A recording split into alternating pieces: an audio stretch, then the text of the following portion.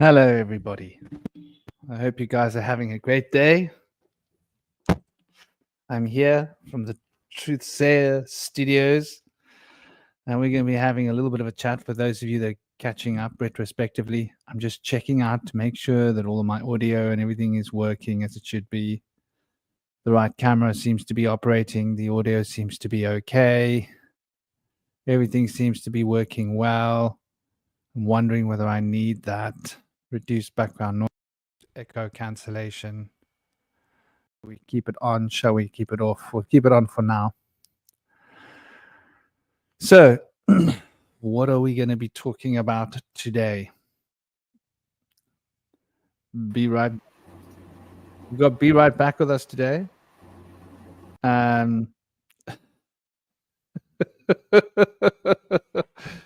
That was Chris. He's setting up his hardware to be in alignment with the Be Right Back screen name that he had organized. Which I find rather lovely. That's beautiful. So yeah, we're going to be talking about the new dawn, and I think it's a really important conversation to be having, just because we're sort of moving through this life, and we're at that point right now where, effectively we are being ushered in to a proverbial new dawn. And I think it's really fundamentally important. And I can't stress how fundamentally important this is. Because when we look at just exactly where we've been and where we're going, I think it gives us a really a little bit of a wake-up call. Yeah. When you consider just exactly how far we've come in the last 50 years. And it's a big deal. Namaste, Zephyr. How are you? I hope you're good. I hope you're having an absolutely awesome day. I couldn't shower this morning. I got to tell you guys this. So there's been this huge burst pipe. Apparently it burst last night. This morning, like, there's not much water. Like, there was dribbles coming out of the tap. Obviously I couldn't shower, like last dribble. So I had to go and get one of my t-shirts and put it under a tap and wet it and sponge myself down old-fashioned style, like I'm living in the Himalayas in the desert. So that was how I had to clean myself this morning. Couldn't even use soap. And I climb the mountain every morning. So obviously I get down the mountain, I'm all sweaty, and done like a little bit of a 6-kilometer walk, which is like my son and myself's sacred morning meditation. And yeah, so fun and games. Water, the element of water. Interesting. My girlfriend also had a problem. Their borehole pump broke, so they've been without their borehole water, which is like really good drinking water. It comes from the aquifer of the mountain. It tastes better than mineral water. She brings me some of her what I call sweet water. It's Table Mountain water. It's the best water in the world. Got the most varieties of flowers, wildflowers, so the water gets all the pollen in it. It's just, it's like drinking bee pollen with your water, basically. So yeah, that's where I'm at. That's why I'm looking so disheveled. If I look disheveled, I had to try and like improvise this morning, make sure my son's eaten and all of that. So basically, looking at the world, and I think this little metaphor of mine being without water sort of reflects where we're at.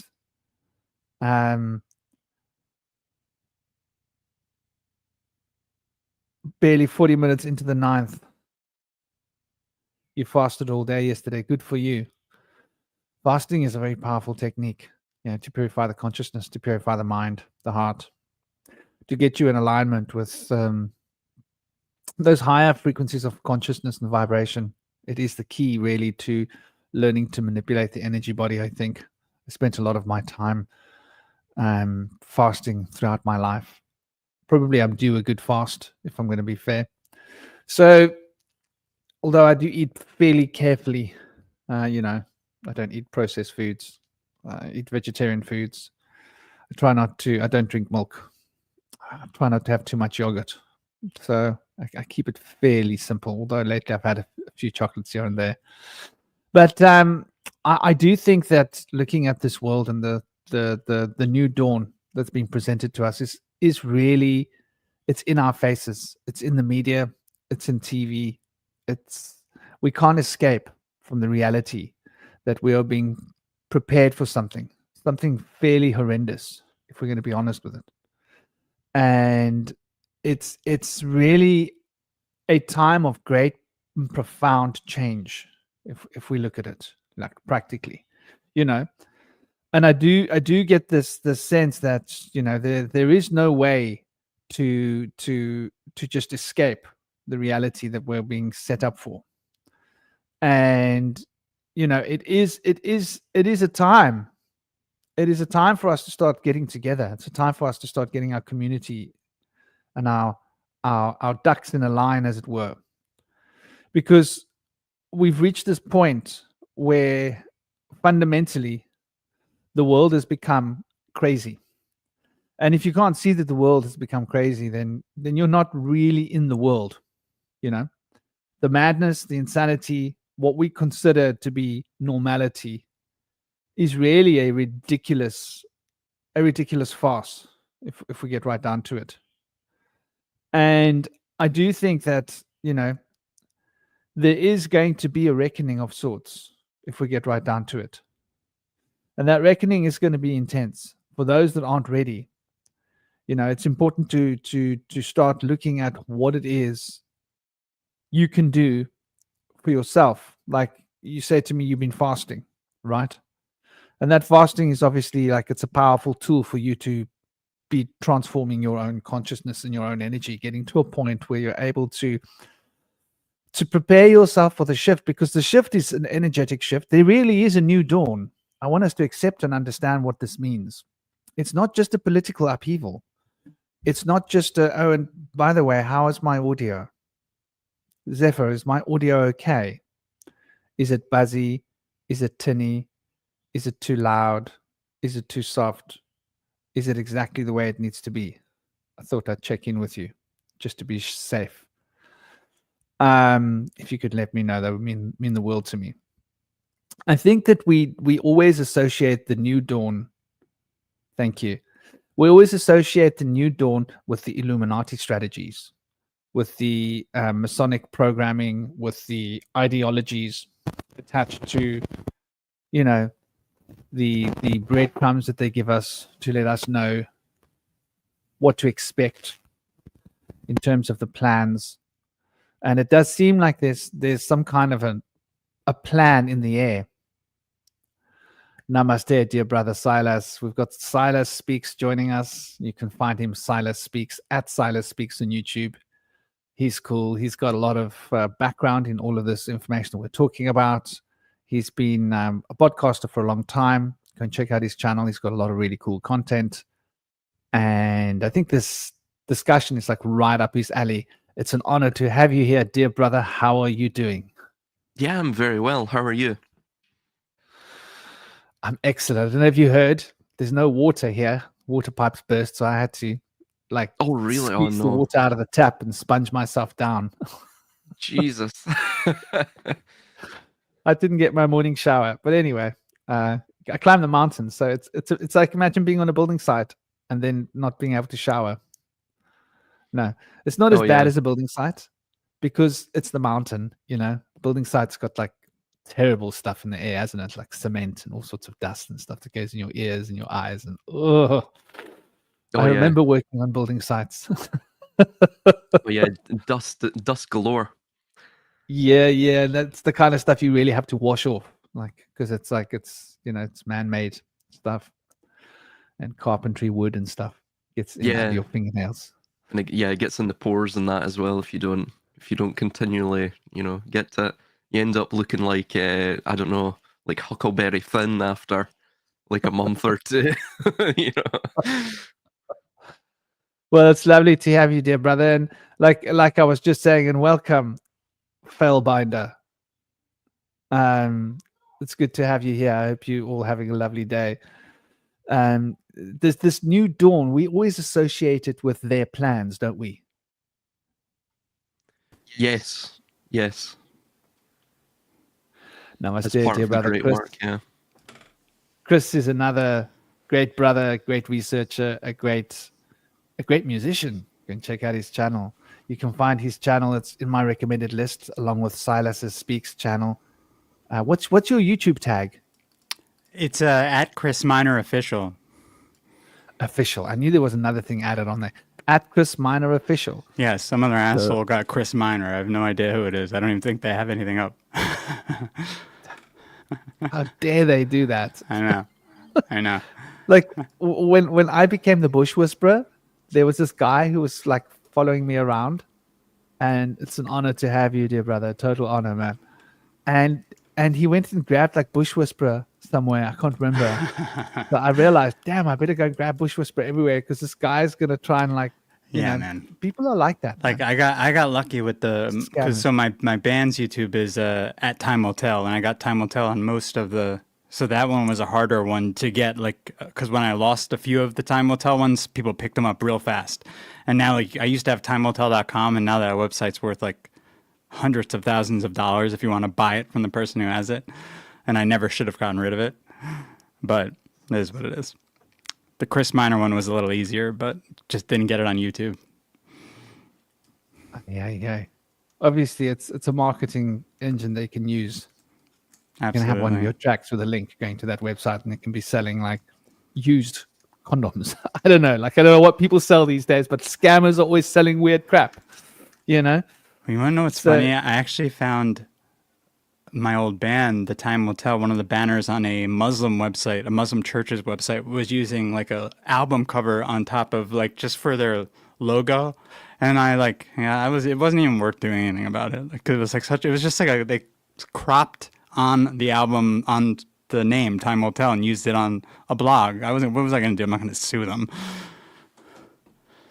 You should have released a track called Allah Akbar and made a video about like animals having sex or something. And it was way after the band had stopped playing the other two. Yeah, no, I let them just keep using it. It was way after the band even stopped, was done. Like we had broken up at that point anyway, so it wasn't that big a deal. Yeah, you'd be playing with your life. Exactly. But it'd be funny. No need to mess with them. And fair. You know, reasonable. Yeah. Be fair dues.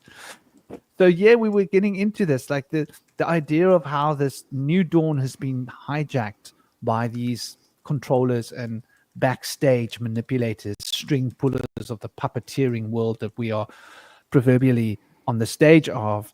And I relate it to a real phenomenon. And when I say new dawn, I'm talking about the change of the frequency of the sun as relation to the change of the frequencies of the central galactic wheel as per our orientation, and the shifts of like part of this whole weather changing thing that they've cashed in on to tax us on, the global warming phenomenon, right? You can't get this information anymore. But I remember I used to track the planetary weather on Mars, Earth, Venus, Jupiter, and basically you could track the weather of Earth over the last 100 years, and they had data up in graphs. They've removed it, by the way. They took it down because people like me were putting the information out there, saying, "Oh yeah, this global warming is a serious issue. We've got to stop." The weather on Jupiter, we've really messed up, man. The weather on Venus, we've messed up. The weather on like all these planets, like we are responsible for bringing their temperature up a whole degree in the last 100 years. This is not on. And so people would like see that, and then you'd have links to like the NASA website, and they'd be able to go and see and go, hold on, that's exactly the same as a change in our weather. Are we really changing the weather in the whole global? So, you know, this has got to do, I think, with the sun's vibrations. I think it's got to do with life force, prana, chi, the plants. It's got to do with the natural ecosystem. Obviously, we are devastating the planet in as much as farming potential land, which will hurt us, and what livestock practices, right? The way we've messed up the balance of animals and how that's affected the soil, and the crap that we put into the soil, as well as what we've done to the sea. There's no doubt that what we've done has affected the biosphere, but I think we've really damaged the populations of nature's kingdom, rather than the weather. What do you guys think, how this all relates to the global policies of the new dawn that they're preparing us for, which is the financial legislative reality that seems transhumanist and dodgy? Well, if you look at the Club of Rome, they published, I think it was in the early 90s, a report / short book, and it was titled The First Global Revolution. On page 145, I mean, the entire thing is interesting in and of itself, but specifically on page 145, it states, quote, "In searching for a common enemy against which we can unite, we came up with the idea that pollution, the threat of global warming, water shortages, famine, and the like would fit the bill." So, pretty much, just in that short quote, they're telling you right away that it was a mere casus belli, a pretext to push draconian policies that we see really entailed with global warming. We see an increase, or a justification for the increase in taxation, an increase in, well, an undue increase in the cost of living, all of this. So it's, of course, for control. The interesting and almost the ironic thing as well is that, for example, in the UK, our waterways, with the advent, well, if you chart it from the advent of more environmentally aware policies, so-called, there has actually been an increase in, I guess you would call it, the industrial pollution of our waterways. Our waterways have become utterly polluted. And just recently, I was out by Tweeddale. It's near the Scottish-English border, and there's, of course, you have the River Tweed and all of its various estuaries and the streams that come off of that. And I was walking along, a part of the river, and on the shore is just this foam, this brown foam, and then you get further up, and you see that there's culverts and there's sewage leading into the river. So it seems that the government are actively using this as camouflage, this sort of environmental, humanitarian, quote thing, to really just control people. Because if you poison the waterways, people can't fish, they can't live off the land, they can't get free water as well. So there's control, a sort of biological control, which underpins really systems of power. It's not just financial control and political control. It really all stems from biological control.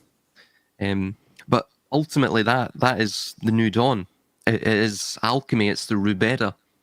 It says, basically utilizing these paradoxical dualities that the alchemists, or you could call it the esoteric fields or circles, believe are at play within the world. And perhaps they are, like the yin-yang forces, and using them in ways that almost manipulate, in a magical way, the world at large, to thus control the population. First of all, Silas, I've missed you. I'm glad you're here. Likewise, man. It's good to hear your voice, even though we never see you, but it's good to hear from you. And I'm glad you mentioned alchemy, because actually today I was just listening to something, I think it was from Pliny the Elder, how he had written about alchemy, because it's interesting how he writes about this, how alchemy was one of the highest instruments used, or I think it was the most used instrument for fraud back in the day, even like back in the early days, because they would make fake rubies, fake gold. They would basically be like staining different metals and passing them off as actual precious gemstones and whatnot, and selling them to people who didn't know otherwise. So you're already seeing that sort of twisted element of alchemical science even back in the day, and it's just like something that I think has continued and gotten worse and worse and worse and worse and worse. But also what Franklin was saying too, this are we causing the space weather to change on every planet? Yeah, no, it's insane, but at the same time, if we were causing things to change with our consciousness, the best thing to do would be to tell everyone that they're causing the changes that are negative to happen and to keep dwelling on it. Get everyone to keep dwelling on it because it's going to keep manifesting. And like that gets into like bioenergetics and the Wilhelm Reich work and everything like that.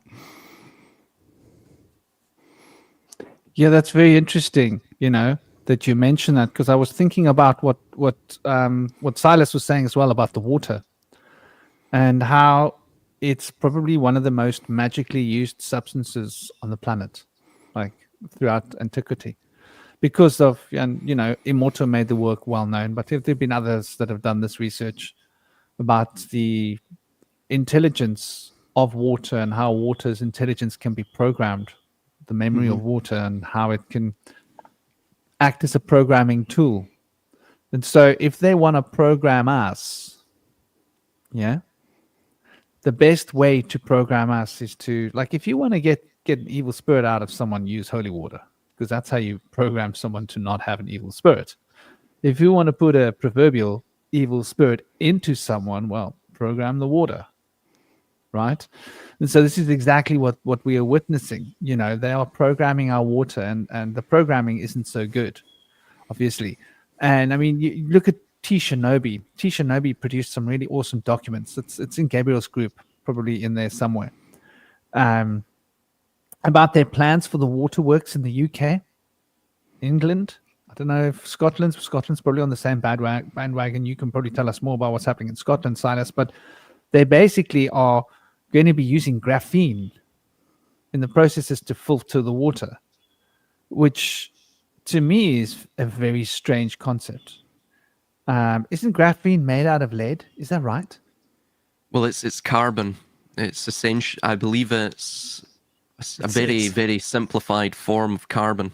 I feel like it's almost they're trying to do, if you put like the shungite or carbon like in a water, they have these shungite stones you could put in water and almost, they say, I don't know if this is true, I've never done this, they say purify the water using like a carbon or a shungite type of stone that'll suck out the impurities. Maybe that's like the route they're going with this.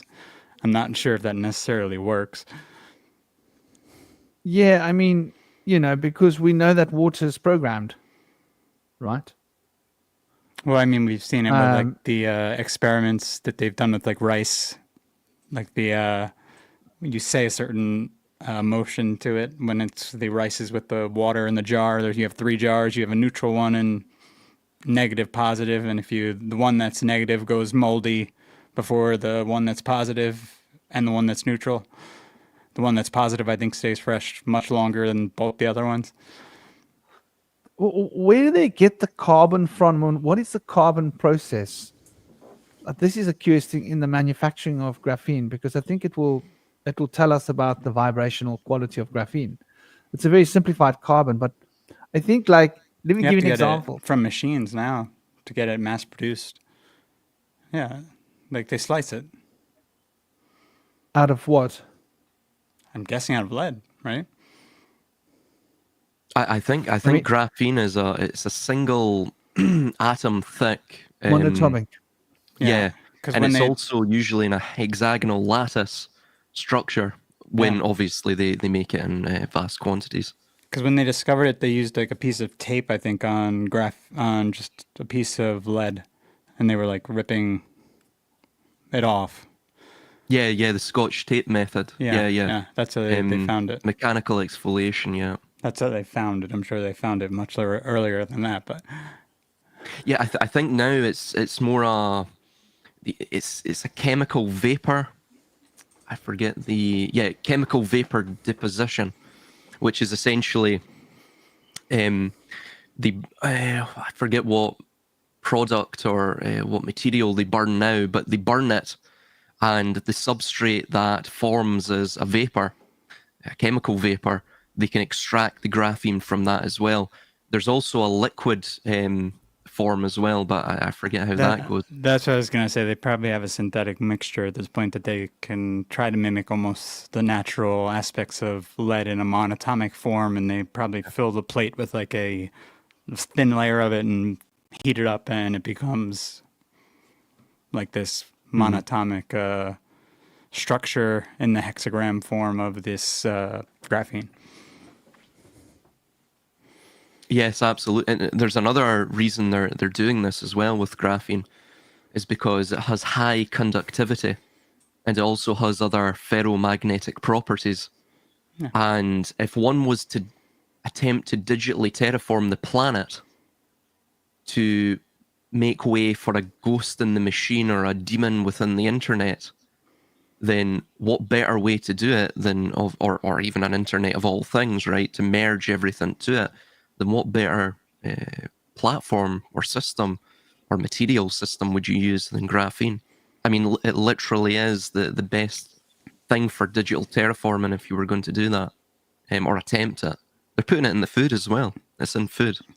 Yeah. That's something I think they're trying it's to like add a to food. easy way they figured out to collect, like basically energy from the, I guess, kind of, it would be like piezoelectric energy from the human body, almost just from movements and stuff like that through the graphene.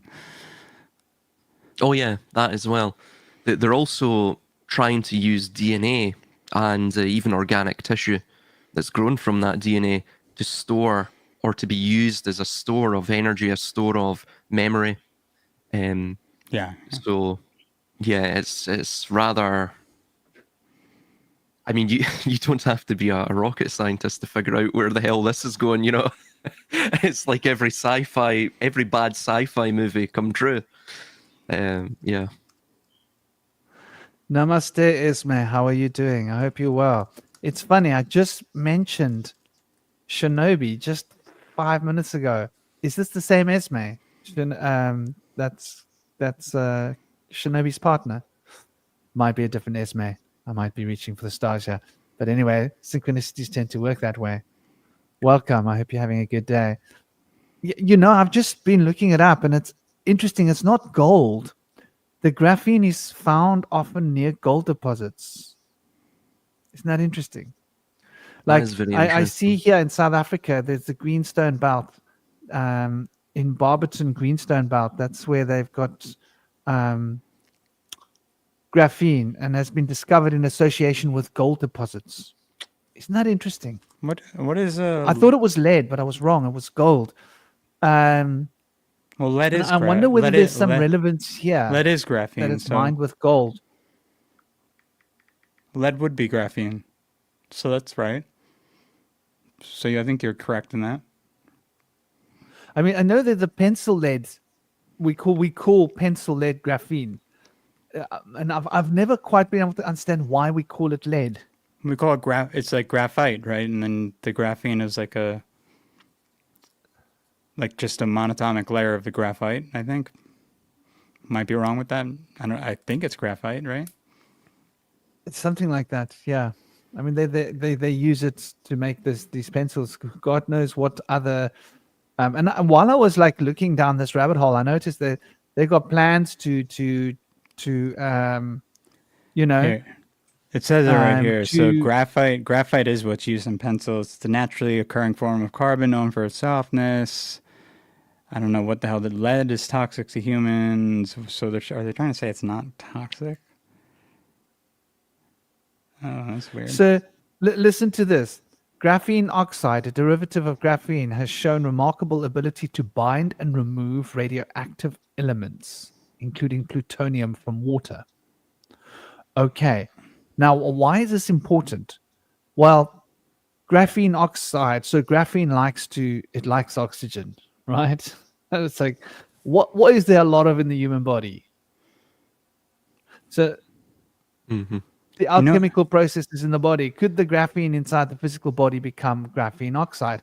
If so, if it's able to remove nuclear like plutonium from water, what other effects can that have on water in our bodies to do with the life force principle? I'm just throwing this out there because these profound nuclear active things tend to affect the adaptability of the DNA and the RNA strands, don't they? This is why cancer is an effect of nuclear toxicity, because it causes the adaptation systems in the body to go haywire. So it can overstimulate or understimulate the body's ability to adapt. And so when the body cells are adapting faster than what they should be, they start coming up with new patterns and creating new kinds of cells that are just randomly ridiculous, rather than step by step, test, try, it didn't work, let's try the next one. Just run down the road and try it. It's not working. Who cares? We're going to try something new. Sort of, it randomizes the way in which the adaptation works, doesn't it? And before we get too far into that, this is now, I haven't seen this. Apparently, graphite is considered something different than lead. They're trying to say graphite is actually not toxic, which I think that's bullshit because they use it in lithium-ion batteries, pencils. Like this is they're saying it's a natural carbon. That's why it's not toxic. But I think that's a new thing that they're putting online now. So just so in case people see that, they might want to double check all of this because that doesn't sound correct at all to me. Yeah, I think on those batteries they mix it with lead. Yeah, but there's what I'm saying is they're saying graphite is not lead. They're saying it's different from lead, but this is the same sort of lead that's in pencils is actually graphite, and graphite is a different form of carbon than lead that's non-toxic. And they also they're saying graphite in lithium-ion batteries. So if it's being used in batteries, I highly doubt you're going to want it in your body. Like, yeah, probably not. They've. I remember looking into graphene a wee while ago, and for medical applications, they use the carbon nanotube form, which is essentially rolled graphene. And that's synthetic, right? Yeah, that's synthetic. And that's another issue, because anything synthetically made usually has issues. Oh, yeah. But the interesting thing as well, it seems to bind to human flesh or organic material very easily. And they noticed as well, when it goes into the body, it almost automatically wants to go straight for the mind, the organ of the brain, for some particular reason, and to fuse with it. It almost reminds me of black goo. It's like the idea of black goo. Yeah. I mean, there's other issues it has as well. For example, they found, again, this was years ago, so there's probably more studies now. They found that it has coagulant effects, hypercoagulant effects. So again, I don't want to bring up the event of 2020 and all of the ensuing things that occurred with that, but it does make you wonder. Like we know, like they did studies on the masks that had they had recalled these masks that had graphene within them. So if graphene was such a safe fucking thing, I don't think they would have recalled the masks in the first place. Yeah, it's... I think, honestly, in my opinion, I think it's to basically bring in what the quote, academics or intellectuals were speaking about. For example, Yuval Noah Harari, prior to, 2018, 2017, just prior to the event in 2020, where they wanted an internet of all things. They wanted everything inventorized and merged with some sort of, digital mainframe or matrix. Absolutely insane.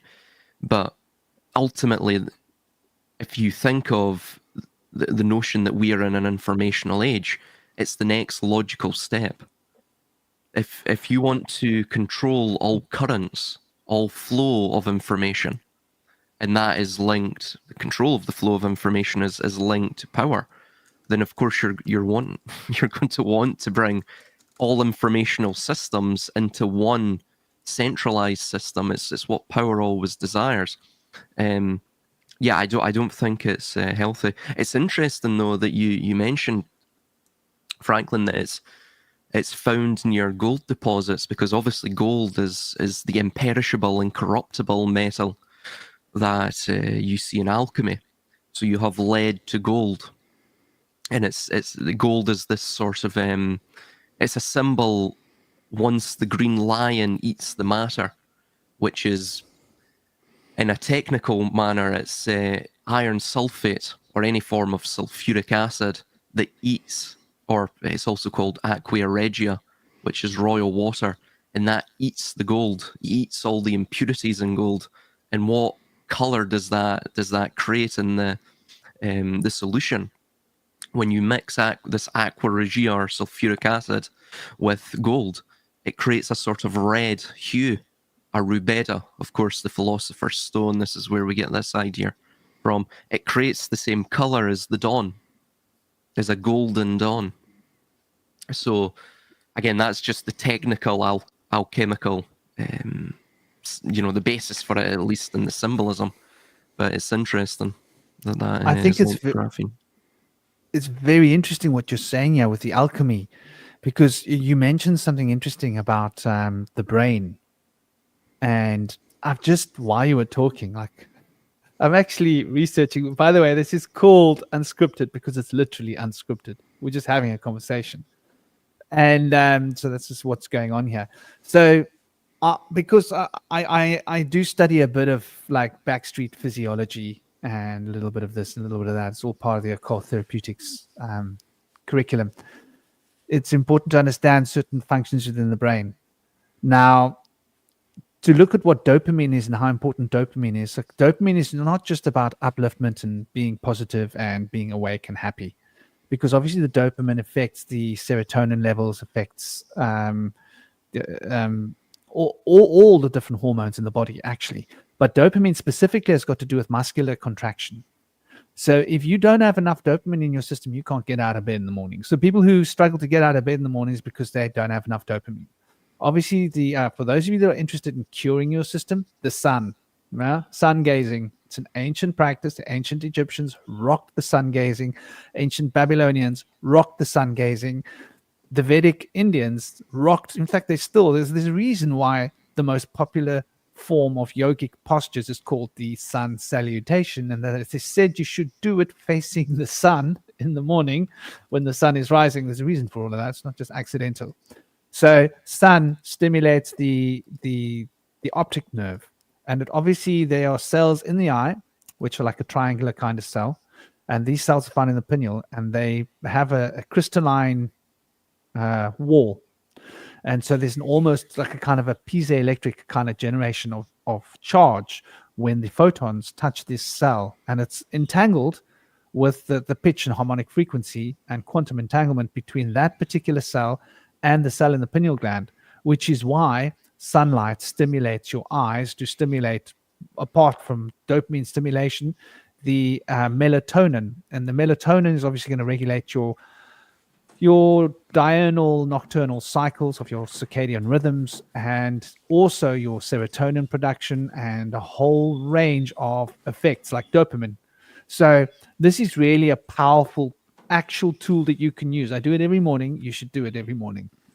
There's no reason not to get out of bed and watch the sunrise. And if you can't see the sunrise directly, that's okay. If you're looking at the eastern sky at the time of the sunrise, as much of the eastern sky as you can get, the light is filtering through, and those photons are still going to act on your light. And even if on your eyes, even if it's gray skies, it still works, because the light is still traveling through the water. The water is just like a lens. That lens gives the color gray, but so much radiation gets through to your eyes. It's not just the visible spectrum of light. There's a whole broad electromagnetic spectrum. But now getting back to the brain. Now, obviously, because of the monatomic size of graphene, it is able to cross the blood-brain barrier, because monatomic things are really, really small. They get into the bloodstream and they go right through the cell walls. Go figure. They're that small. The molecules are made out of atoms, right? And when you've got single atoms, they go right through molecules. That's how they work. It's got to do with their electric and magnetic field, that they're actually able to pass through the other fields. So that's how the graphene gets into the brain. Now, why does it damage the brain? There's a number of reasons why it damages the brain. There's a part of the brain called the I always forget this part of the brain's name, substantia nigra. Now, the substantia nigra is the part of the brain which is responsible for protecting the dopamine producing receptors in the brain. And those dopamine producing receptors obviously regulate your central nervous system and your ability to locomote, and the connection between the central nervous system and the locomotion in your body, as well as all the mental and emotional things that come with it. This is fundamentally important. So these dopamine generating cells have a reaction to metals. This is really important. So when you have too much iron in your body, it's one of the reasons why a lot of people are vegetarian, by the way, because when you take in too much iron, the iron collects in your brain, some of the dissolved iron. Like there's trace elements of iron that's going to be running through your blood, and it's going to be breaking down. It collects in the brain. I'm going to bet that the oxides collect there too. Likely, I'm guessing. That's me just taking a long shot. But I know that the iron collects in that part of the brain. And the iron affects the electromagnetic field, right? So what happens is this neuromelanin is produced by the body as a sheath to cover and to protect the cells that generate dopamine from the magnetic electrical processes happening to the iron, which is collecting in the brain, considering that the brain is a powerful electric conducer, producing electric fields, electromagnetic fields. Everything, every time your organ operates, there's a spike of electricity between the organ and the brain. Throughout every organ, every process in the body, the brain's part of the process through an electric field. And then, of course, you're thinking. There are other fields being generated by your thoughts and your emotions, which are then going to affect how the brain speaks to that organ and how that organ responds. This is Taoist medicine, why there's emotions related to the brain, because there literally is. And so this is really important to understand, because the brain's continually working electrically, and all these electrical impulses generate an electromagnetic field within the brain, a series of fields that becomes sort of a composite electromagnetic field. In the same way that we've got an electrical grid on the earth, we have an electrical grid in the brain. So this obviously affects the, as we know, iron. You put iron next to an electromagnetic field, it becomes magnetic. This is going to affect the cell's ability to generate melatonin. So, dopamine. Those little dopamine cells is going to affect their ability to generate dopamine, and it can harm the cells. So the cells put up a field of neuromelanin, which is a protective sheath to protect those cells from the electromagnetic interference of the iron.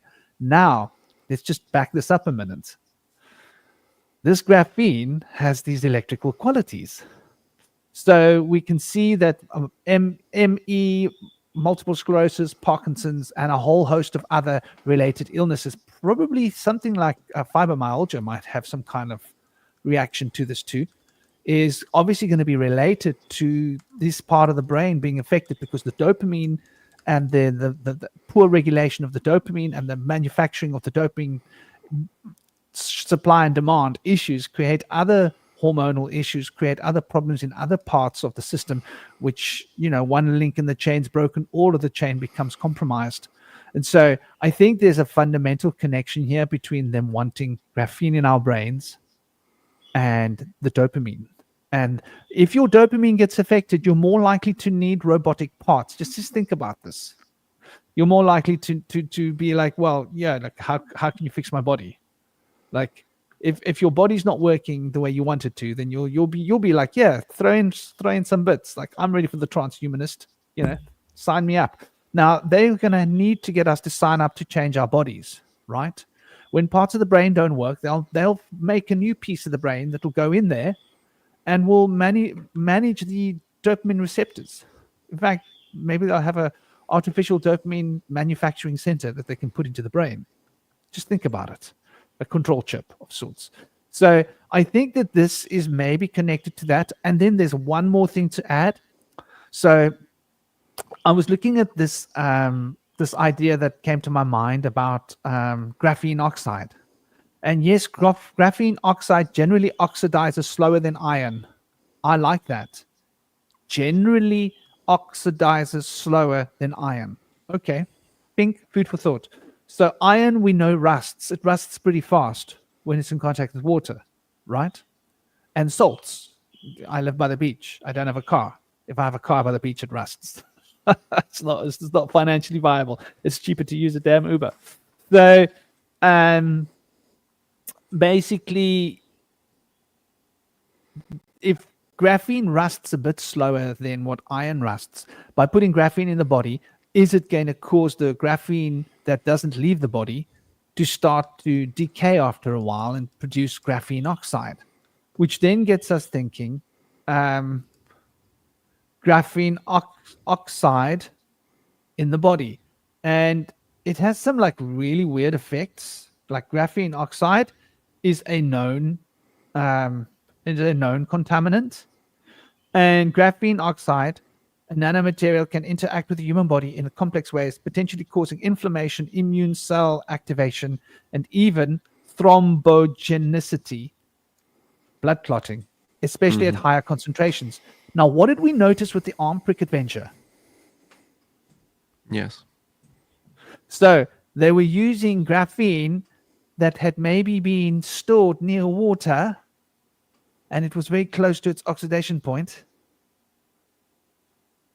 It's not just that they put graphene in. What's the condition of the graphene? It's like if you're going to put iron into food, okay. But what if you put rusty iron into food? What can that cause? Lockjaw? What do they call it? Tetanus. Well, and that's, I think, Because there's all sorts of things that grow on it as well. I don't know. What do you guys think? There's quite a lot to unpack. I think that's part of the reason we were also seeing a lot of people going to the hospital with very low blood oxygen levels. Yes. Because it was almost like there was something like having this oxygen that's in their body. It was being latched onto by something inorganic that was in the body, and their oxygen levels were then dropping and to levels. Yeah, to levels that were never, as far as I know. I have a few friends who were with their emergency, EMSs or EMTs, who were picking up people off the streets, bringing them in, and they were like, usually these people with such low blood oxygen levels would be considered dead. And they would get a little oxygen, and they'd go back out, and they were usually like drug addicts in the street, but it was like, what the hell is going on here? We've never seen this before. They didn't even have COVID. Do you know what's interesting as well? You were talking about the sunlight, Franklin, and I remember when I was doing several videos and series on graphene and such, and carbon nanotubes years and years back now, that in sunlight, graphene goes through a sort of I believe it's called a photochemical transition or transformation, and basically it degrades. So it forms what's called reduced graphene oxide. And the reason it degrades is when exposed to sunlight is because, of course, the graphene contains, it latches onto oxygen. So these oxygen-containing groups within it, they basically react to that sunlight, and they produce like excited electrons and neutrons. And what it does essentially is degrade the lattice hexagonal structure of graphene. Now, it makes one wonder why Bill Gates and the rest of the billionaires were trying to blot out the sun. And perhaps it has something to do with trying to maintain the integrity of graphene that has been seeded into the environment. Why would they want to do that? Well, if you want to create an almost abyssal matrix that is,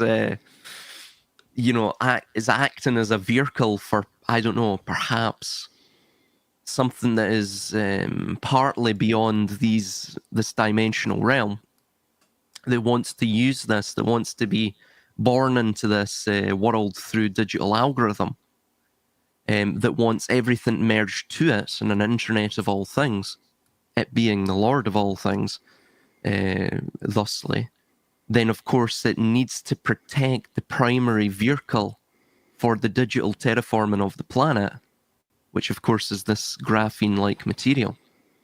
So therefore you would have to blot out the sun. Total insanity, but it makes no sense just based on the whole climate change environmentalist mindset. I mean, they're insane, but they're not that insane.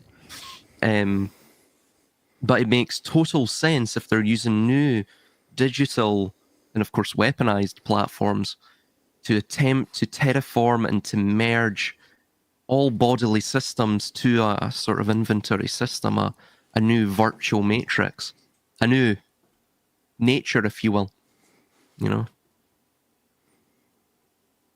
I'm inclined to agree with what you're saying emphatically. We all know that Tesla was working with an electrical grid that can be beamed. Okay, so we know this. We know that they are putting graphene in the atmosphere.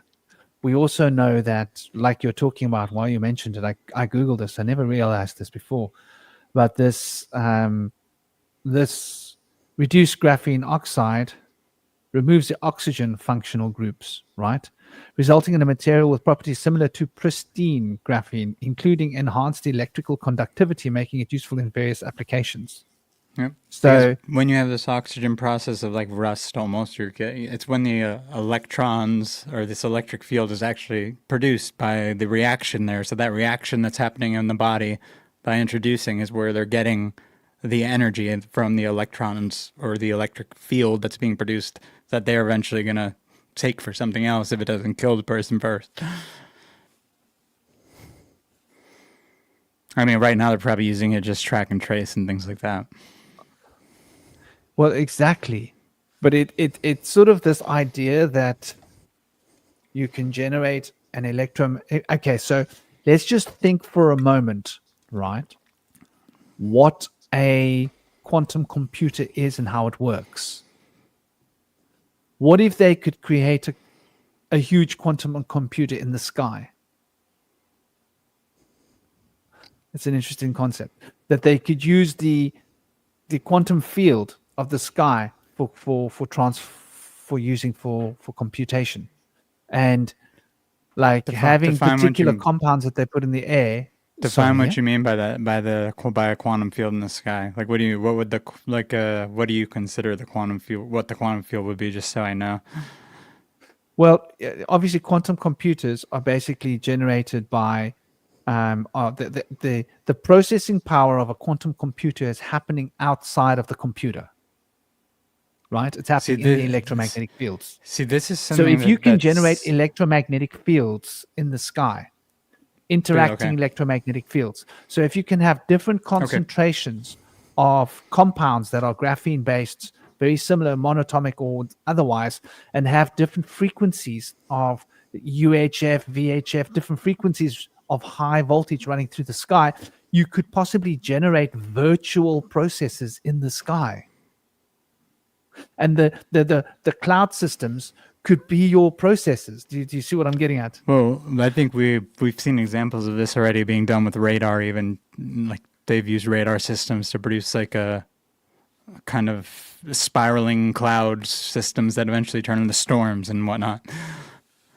Yeah. Now, what if we can use those storms as computers? Yeah. Yeah. Because of the substance in the air, and because of the electromagnetic field being stored. So we're generating an in the same way that you can use electromagnetic fields to take apart DNA. This is how they take apart DNA. They've got electromagnetic fields. They don't actually touch the DNA. So if you can do that, then you can create quantum fields of interaction in the sky, which is a gigantic computer that would be a huge quantum computer able to process God knows how much information. And this quantum computer, according to what I've seen about it, seems to suggest that the quantum computing is happening in parallel worlds.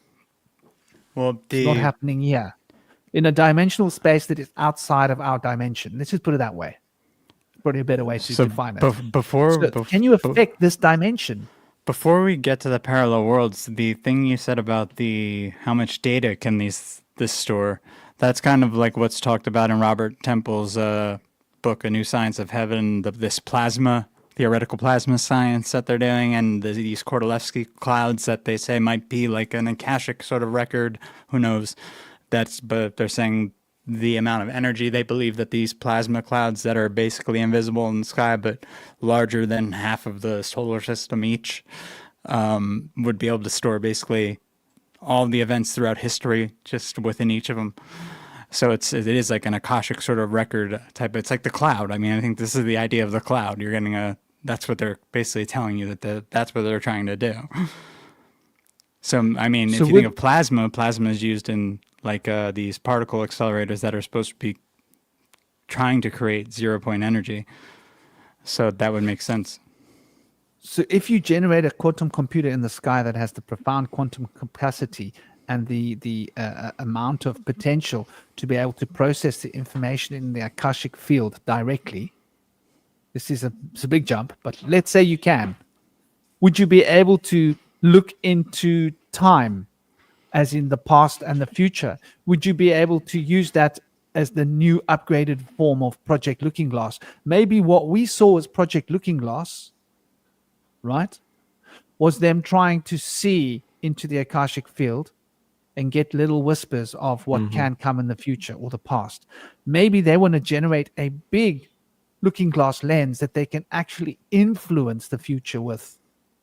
Program the future. Have either of you seen that show Devs, DEVS? No. Basically, this is what they do in it. It's the guy from Parks and Rec with the mustache. He's like I can't remember what the hell his name is in Parks and Rec, but he's like the really conservative guy in Parks and Rec, the older dude. But he's a computer developer in Silicon Valley, and Devs, and their Devs is short for developers.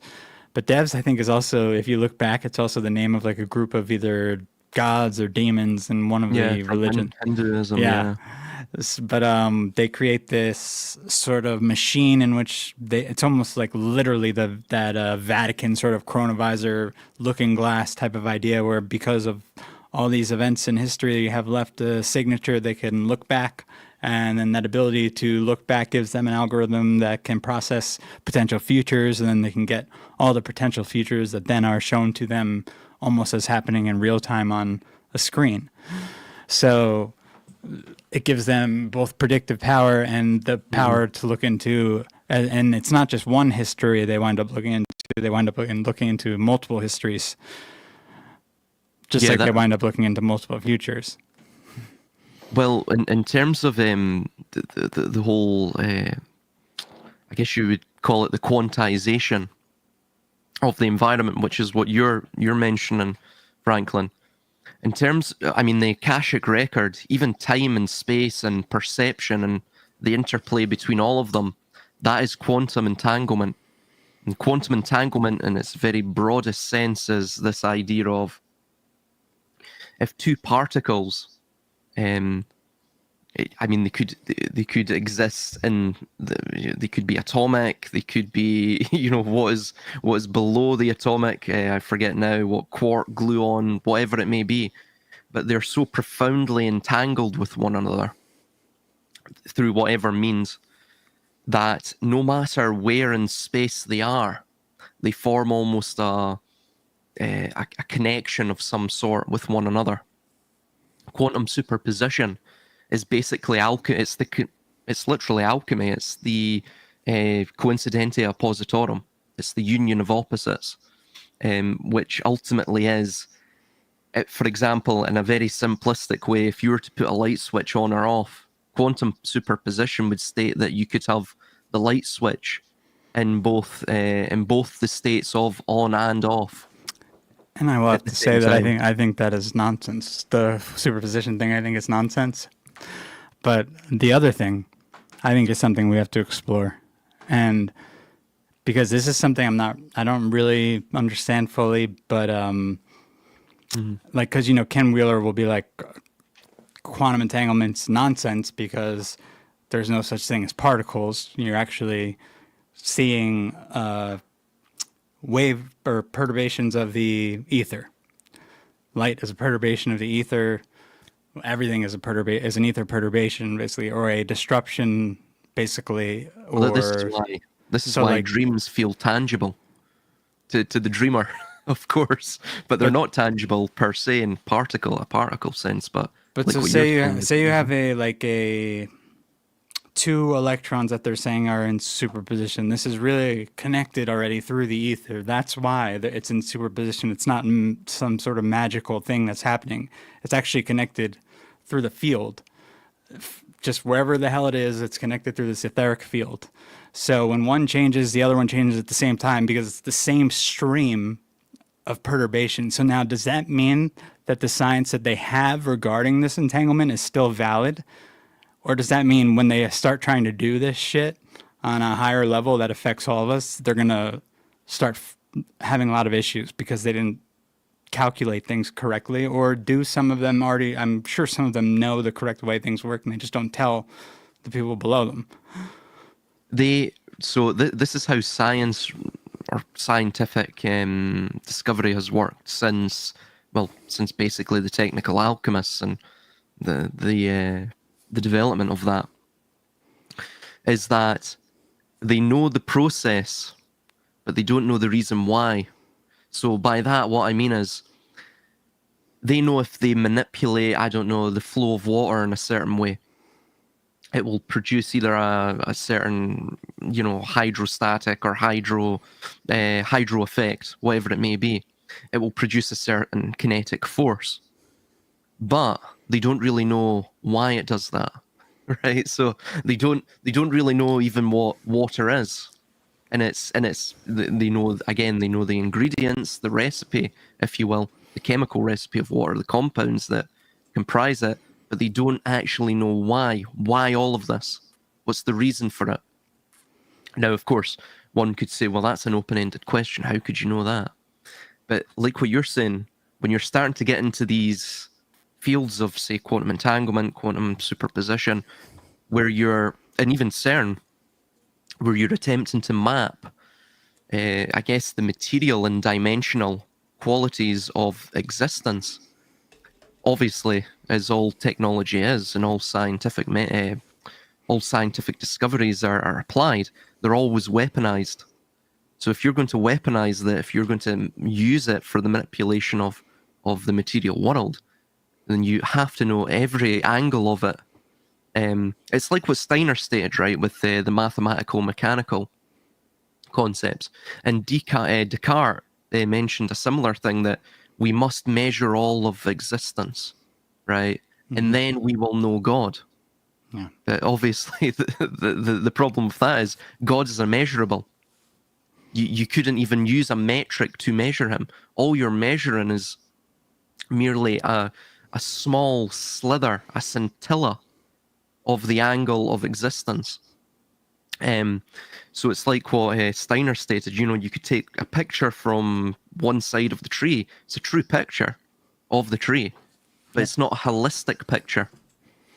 So this is the problem as well. I think this is probably the reason you have these cautionary tales of these precursor civilizations. They just constantly destroy themselves. Yeah. Because it's like a tree. A tree will always, every branch will bifurcate from the main stem, right? You could think of these separate branches as civilizations, and they're all trying to take their own pathway that they believe is correct to the sun.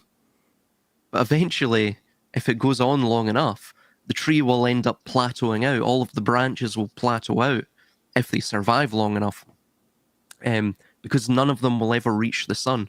It's like Icarus. You get too close to it, it's going to burn you up. It's no longer going to be beneficial to you.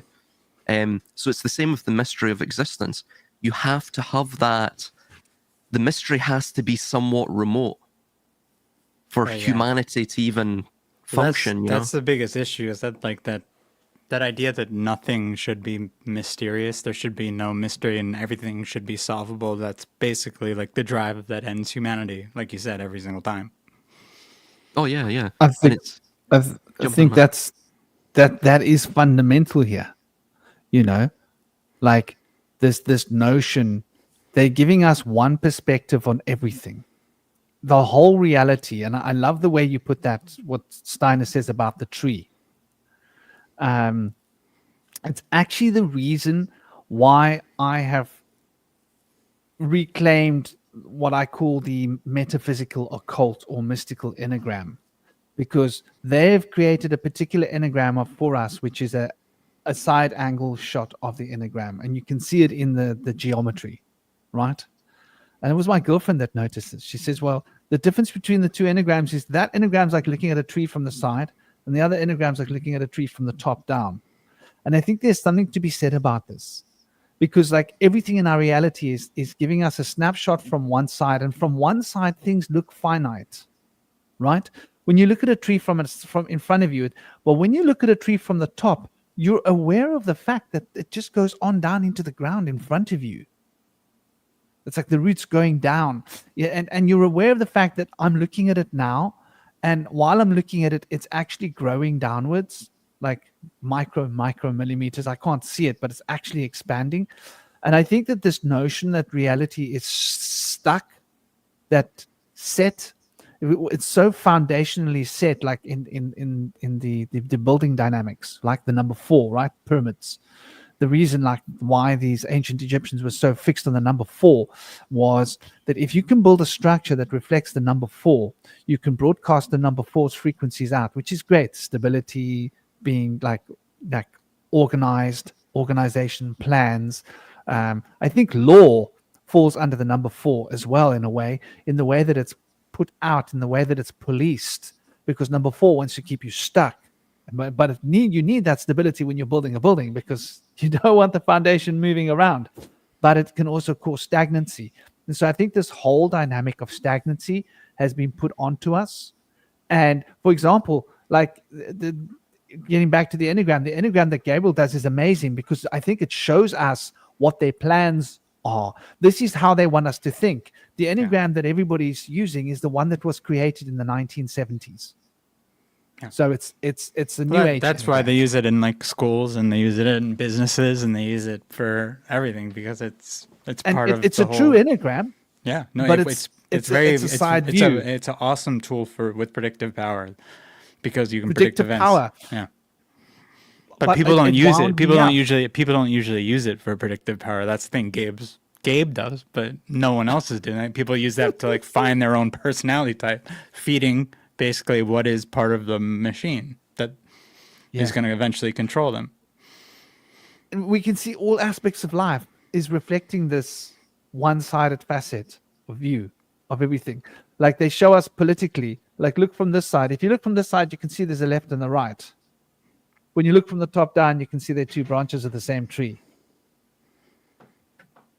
So from the ground down, you see the left of the tree and the right of the tree. From the roof down, you just see one tree spiraling outwards from the center of the tree, right?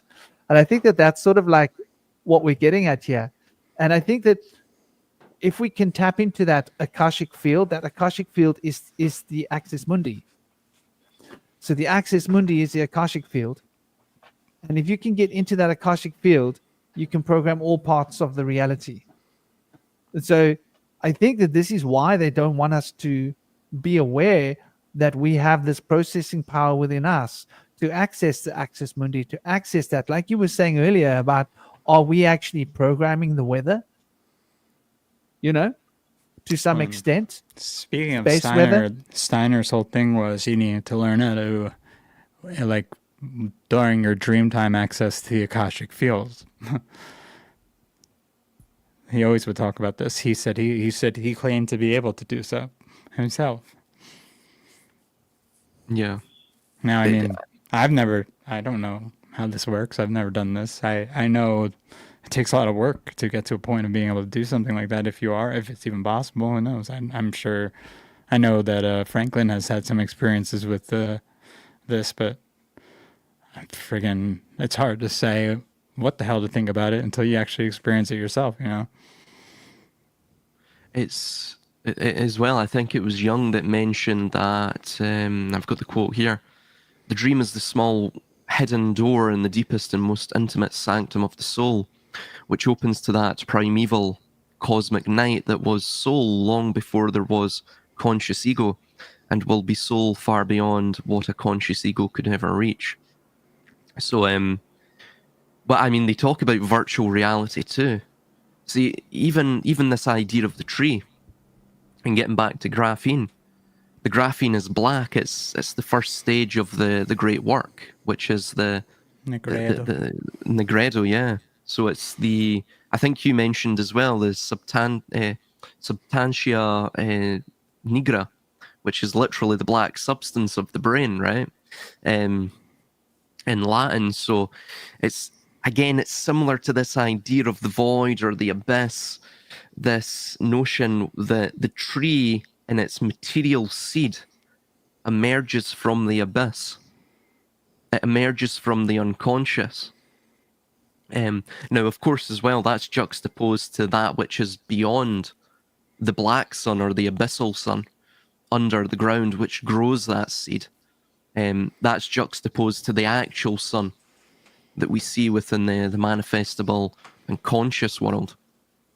I mean, this is the same distinction between Saturn and the sun, essentially, that you see throughout alchemy. You see it as well on the Enneagram. So if you look at the Enneagram, you have the triangle, which is 3, 6, 9.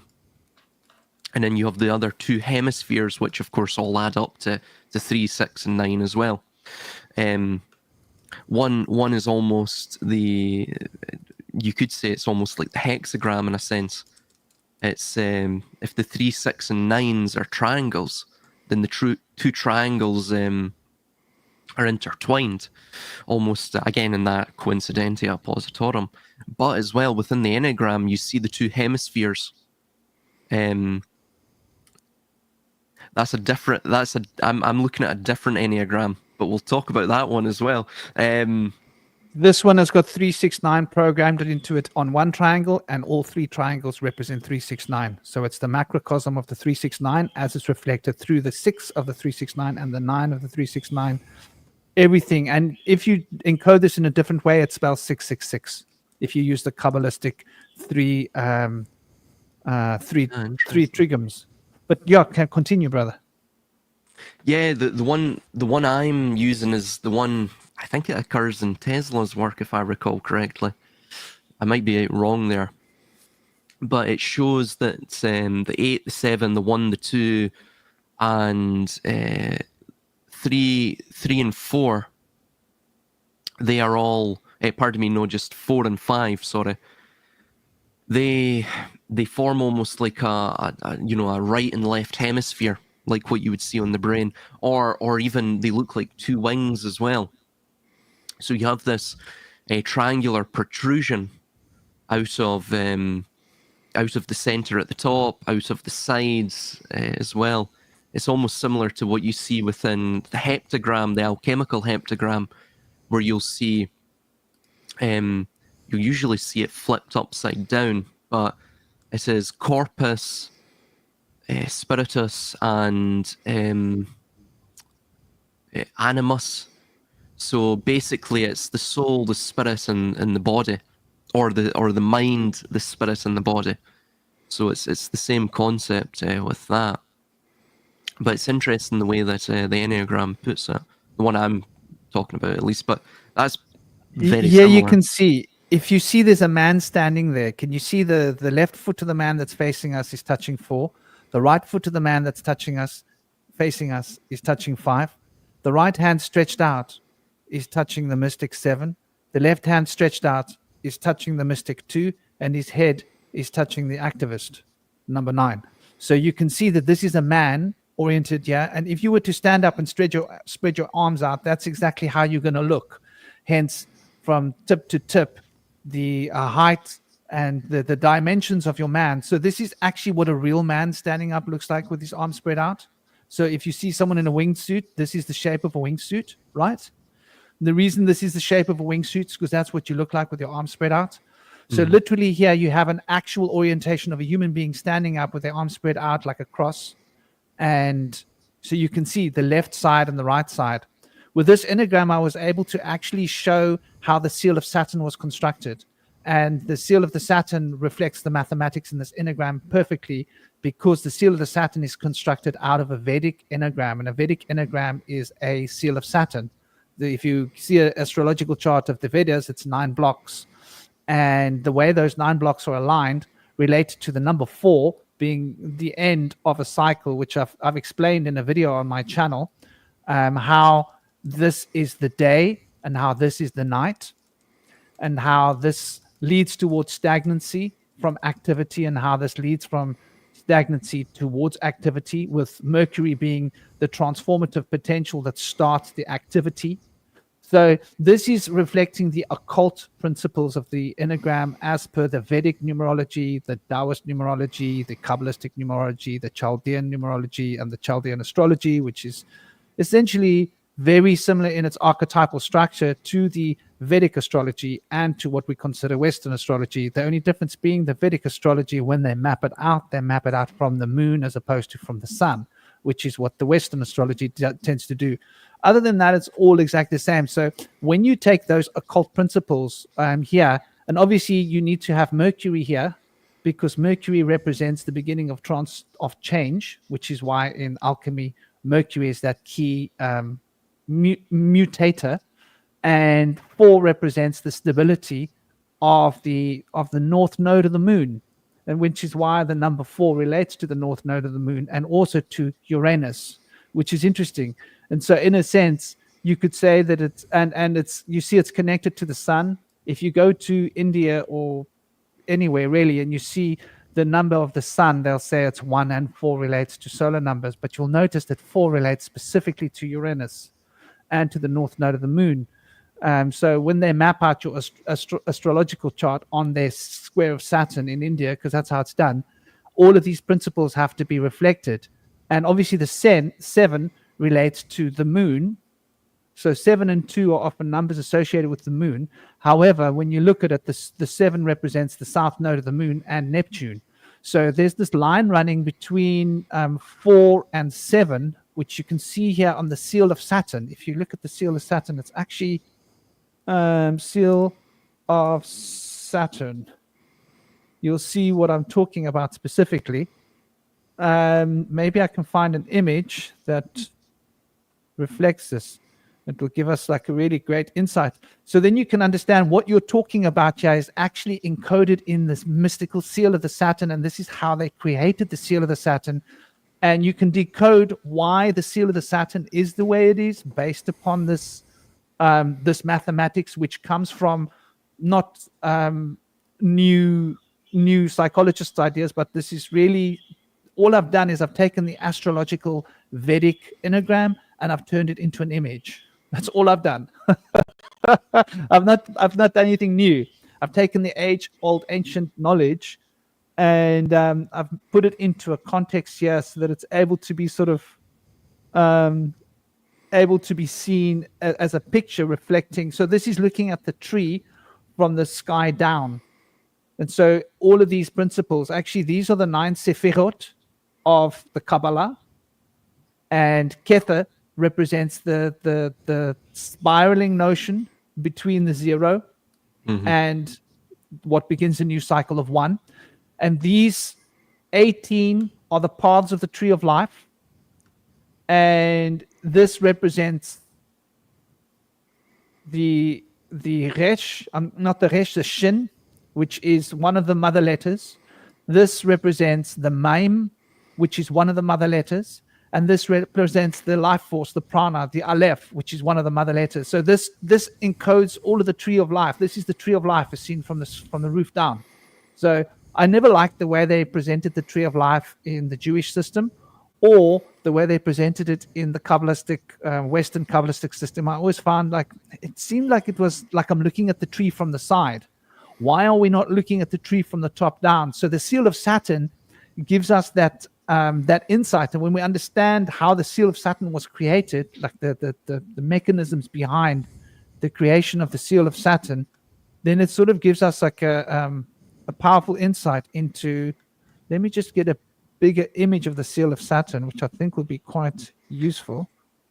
It's interesting as well with the Kabbalistic Sephiroth. Just really quickly, if the Kabbalistic Sephiroth, that seems to derive from Babylonian sources. Now, of course, obviously with the Exodus, the first Exodus in Babylon, they probably picked up a lot of that, and it became incorporated into Abrahamism and its mystical offshoot. But interestingly, there's a, God, I forget the book now. It's a non-Jewish commentator on the occult and Kabbalah, and he actually creates a 3-dimensional Sephiroth, and it looks uncannily like an egg. So you have this same concept you see in alchemy, with the, you know, the child of the egg, or of course the Orphic tradition, the Orphic egg as well. And this all relates back to the world egg. Of course, even the papal crown, one of the papal crowns, looks like an egg that's wrapped 4 times as well. Yeah, absolutely. And it's interesting, you know, when we look at this Kabbalistic notion, that the let me make this so that it's not too big. Well, you can see the seal of Saturn right there, I think, quite well in the colored form. The tree of life and the Kabbalah. So the Kabbalah is way older than Judaism. It goes right back to pre times. Just Judaism gave a particular version of the Kabbalah. In the Arabic world, they've got something called the Qibla. Now, the Qibla, if you try and find out, like, exoterically, it means facing Mecca. But if you spend time with a master of the law, and they probably won't normally open up to you. But I mean, I was lucky because I was living in an ashram, and every morning I would go into meditation and I would be telepathically connected to this man who was in his mosque singing up in his little tunnel at the top. When he was in a trance, I was in a trance. And so we were telepathically connected. And this would happen every morning when I was in meditation. I was like, who's this guy I keep seeing? Like, we're sitting in front of each other, staring into each other's eyes. And then I met the guy in a chai shop. Turned out he was an imam. I was like, oh my gosh. So we started connecting, and I started explaining to him, and he was like, so, like, where did you get, what are you doing? Where's your knowledge come from? And I explained to him that I was initiated into the Kabbalah. This was like 2001. And that I'd been practicing for, like, you know, a decade, for more than a decade. And so this was just my practice. And he started saying, this is interesting. And so I started drawing pictures on the ground, sigils and things. And he was like, oh, wow. And he said to me, this is part of his practice. I said, what do you mean this is part of your practice? He said, we call it Kabbalah.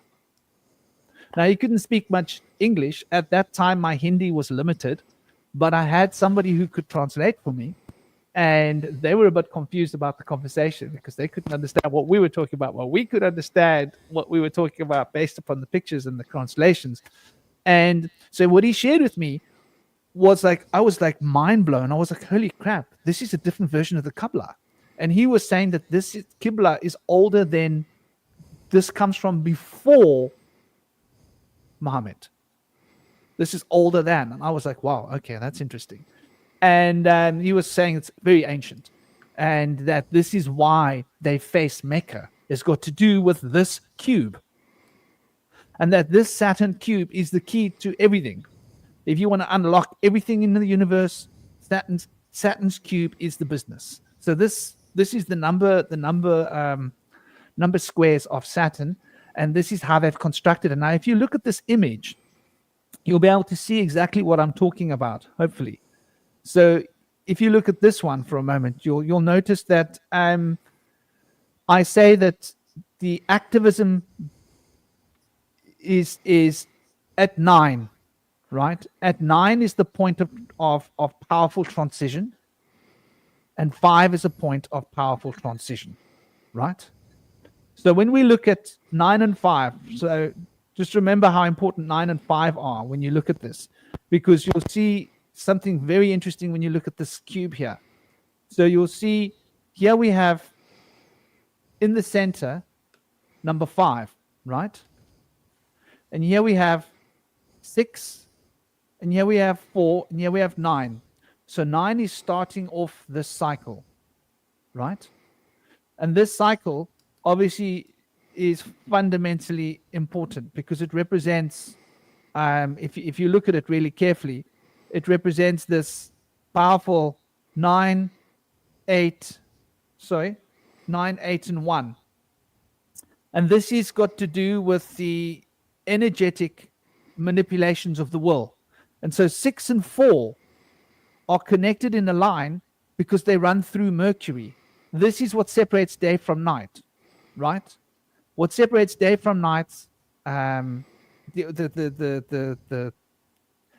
seasons, is the 6-4 division, which is why the hexagram is so important, why the 4 was so important to the Egyptians, why the 5 is so important to alchemy. Those 3 are fundamental factors. And so when you really look at what's going on here, you'll see that there's this structure of 2 sitting on the balance here, and 2 is related to 1, 2, and 3. So 1, 2, and 3 are, as I was explaining on this enneagram, where you have the decline of energy. So you have high activity, activist, and you still got high activity. You got less activity. You got activity becoming less. It's that mutable fire which is fading. And 4, you got stagnancy. 4 represents being stuck but stable but stagnant. 5 begins the new cycle, sort of sitting with 9 in the new cycle, 5 and 9. But it separates 6 from 4. So 4 to 6 becomes the point of the ending of one cycle and the beginning of another cycle. And then we have 7, 8, and 9 building the rest of the other side of the polarity, which we can see when we look at this being depicted here. So then you see how 7, 8, and 9 represents the ascendancy of energy becoming more active, because 5 has reactivated the 4 that's stagnant, which is represented here as being separated from 4 to 6. So here you can learn to actually see how you have to draw this, right? You draw it like this. You start with 1, you go to 2, right? You go to 3. You then go to 4, which goes through 5 to 6, right? You then go to 7, which then goes to 8, and then ends in 9. Can you see the way that this is drawn? This is the enneagram being depicted here. And this needs to be reflected in the mathematics of the process of 9 becoming 1, becoming 2, becoming 3. So 4 has to represent stagnancy. If 4 doesn't represent stagnancy, and it doesn't represent, here's 4 here. So 1, 2, 3, 4 has to represent stagnancy, and the builder is about being square, organized, planning, and having control over everything, but there's no adaptability in 4. 5 reinvigorates the squareness of 4 to give it movement, and 6 becomes the generator of that movement to become the fulfillment of the maximum movement in 9, which is why it is this way. Yeah, brother. I think we discussed this last time we did the live stream. I think I might have brought this up when you were mentioning this, because I agreed with what you were saying about the 4. And then I was like, that's also reflected in the Japanese and Chinese cultures, where 4 equals death or 4 equals time. And when you get this idea of 4 being time, or 4 being death, or 4 being like the still point in between, like that still point of between the magnetic and the whole dielectric, when it's still, which is a phase of death, basically, because you're not in motion, and it's kind of the center point of that. So that's also a point, like this would be a metaphorical point that kind of connects to what you're saying about foundational. It's a foundational stillness that's needed to then build on. Yeah, in the Kabbalah, it represents the mazlot. And the mazlot represents the wheel, the macrocosm. And the macrocosm is set, it's fixed, it's stuck. But the microcosm invigorates the macrocosm to give it movement. Mm-hmm. And from our perspective. And so here you can see the 4 represents matter, and the 6 represents transcending matter as a polarity. So the 6 is obviously related to the Merkaba. So the Merkaba is really how you learn to transcend matter. Yeah? Without activating the Merkabic forces within the consciousness field, you're not able to leave the physical body. This is like core shamanism, really essential. And the way in which you reinvigorate those energies is by using the 4th principle of Hermes, right? And if you look at what the 5th principle of Hermes, and if you look at what the 5th principle of Hermes represents, then you'll get an idea here And hopefully this will pop up here. So here, if you can see how I've represented the fifth principle of Hermes. In fact, I've got all 7 principles here. And here you see the enneagram once again reflected. I don't know if you can see it. But if you look there, you see that we've got rhythm. And rhythm relates to will, right? And so we've got mentalism, we've got correspondence, we've got vibration. Vibration is memory. So the vibe of a place is how you remember it, right? You remember things emotionally. This is interesting. You become emotional, you won't be able to remember things. Keep your mind clear and observe your emotions objectively, and you can remember.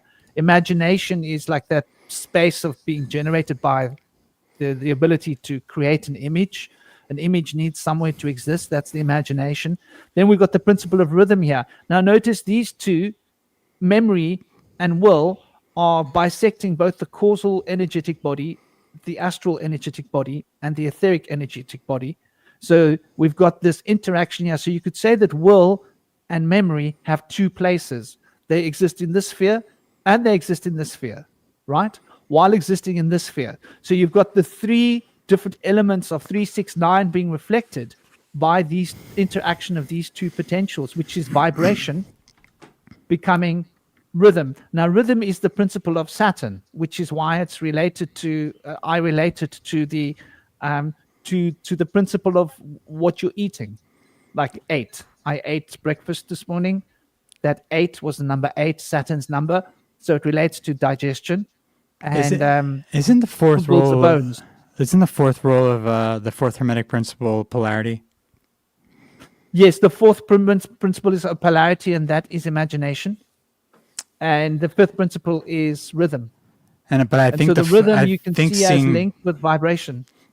And I think if you look at the 4th, actually, though, you could also see where I know Silas has spoken a lot about this, and I agree with a lot of what he's saying. This where you can see the Kabbalah has been twisted, like probably around this principle, and then around this number 6, and everyone's been given a sort of distorted version that's gone through many religious lenses, because you have these polarity of opposites, and then it becomes like order out of chaos, and then you have that sort of thing that's happening, and then you have the 666, which has been turned into something that it might be totally different, considering we don't really have an answer for what this is. We have many interpretations, but I mean, it could also mean a descent into matter further than we already are, and it seems like that's kind of what it does mean, at least to modern occultists who have twisted the original teachings.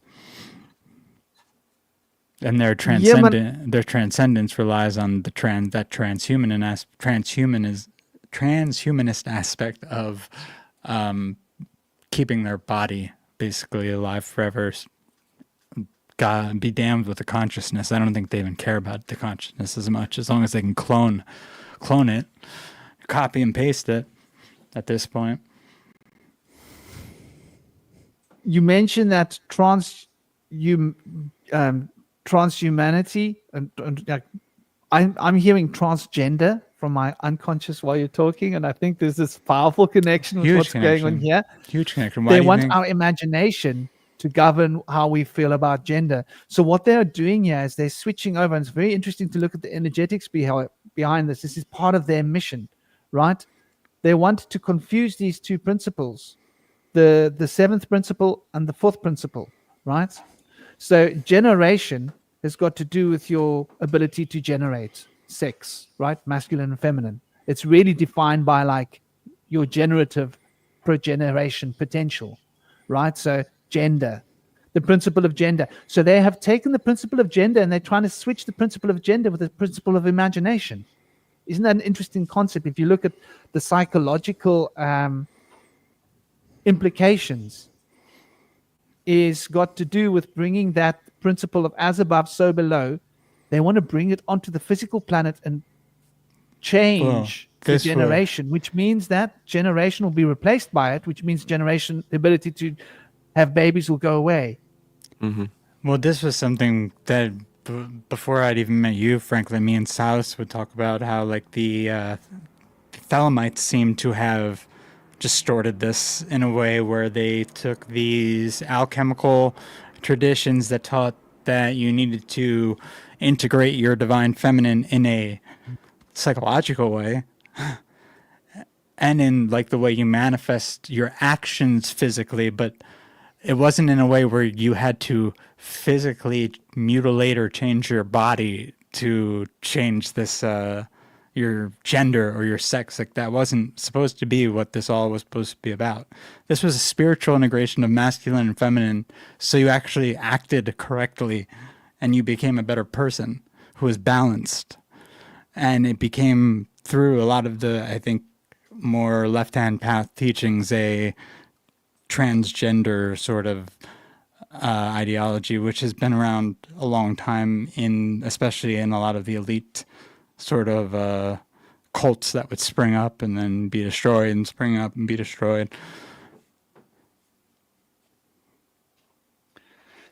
Yeah, that's really, really interesting. Look, like Aleister Crowley, I think epitomizes this. Now, it's really interesting that the particular two cards that were switched, right? One of them being justice and the other one being strength. I want us to understand the implications of this.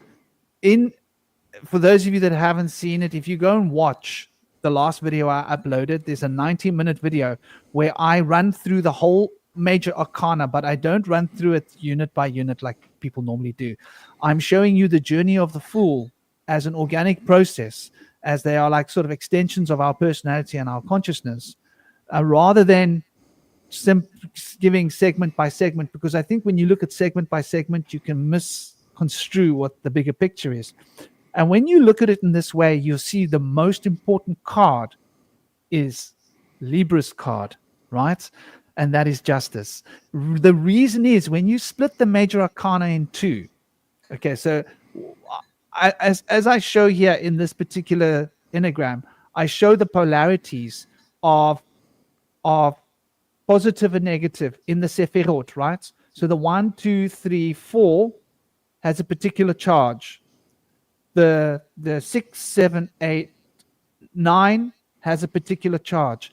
5 is the hermaphrodite sitting between the two.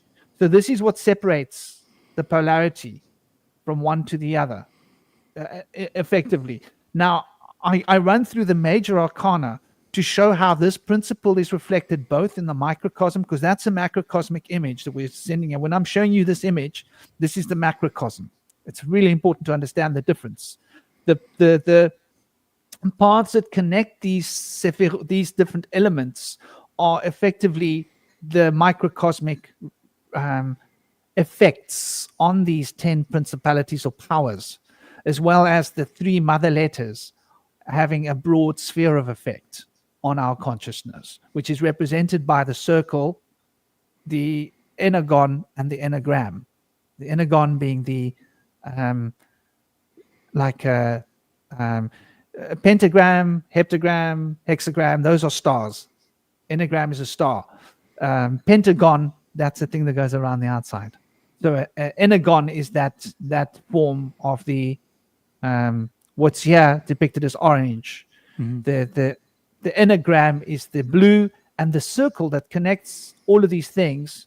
And I've done another version of this where I depict it in the 3 colors, so that you've got the yellow, the red, and the blue, so to understand the 3 primary colors and the relevance of why we have computers that use RBG, because we're reflecting cosmic principles, fundamental principles, which are fundamental to the Kabbalah and fundamental to Taoism and fundamental to Vedic cosmology of Ida, Pingala, and Sushumna, and Aum Tat Sat, and within the Aum, the Aum, and you go and you look at the Kabbalah and you see the Or and the Ein Sof, and the Ein Sof Or, which comes from the Ein, which is negative substance, and the full potential unscalability or unmeasurableness of the infinite potential of that, which is reflected in the Vedic cosmology, which is reflected in the yin, the yang, and the Tao.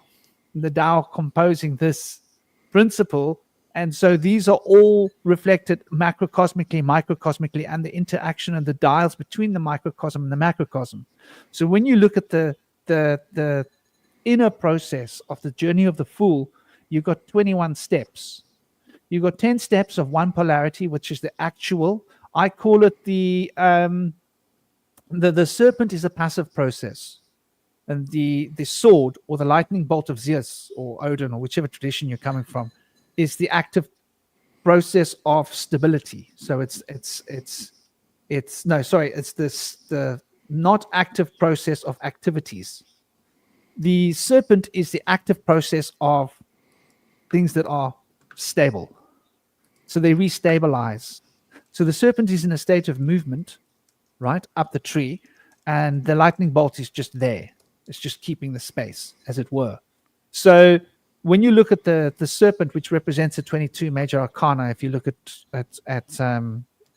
for example, when we're looking at the medical emblem of Hermes' rod, we're looking at the serpent because Hermes is number 5, represents that point between, as you can see here, between the rest of 4 and the new invigoration of 6, which is the Merkaba, which you're going to travel through the mystic realms with, and you're going to find that stabilized balance between spiritual and matter, represented by the powerful forces of 8, as we've seen reflected in this thing here.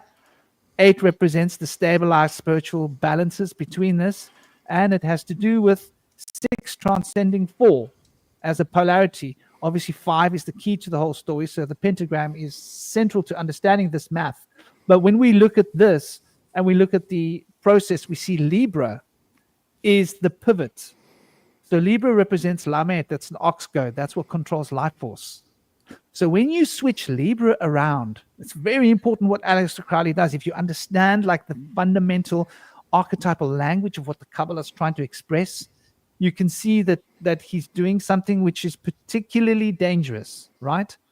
He's taking the principle of number 1, right? Number 1 here, which is Leo. Leo, strength. Strength represents the lion, represents Leo. It's in the card, right? And 1 is the sun that rules strength. So when you are doing this, you are switching the active part of Venus, number 6, right? Now 6 is the Merkaba. 6 is Venus rules over Taurus, the tauric field, right? That tauric energetic field. Hence, the tauric field is a stable thing. It's not a process, right? It's just there. It's stagnant in a sense. And then 6 is the active side of Venus, which is scales, which are constantly in motion.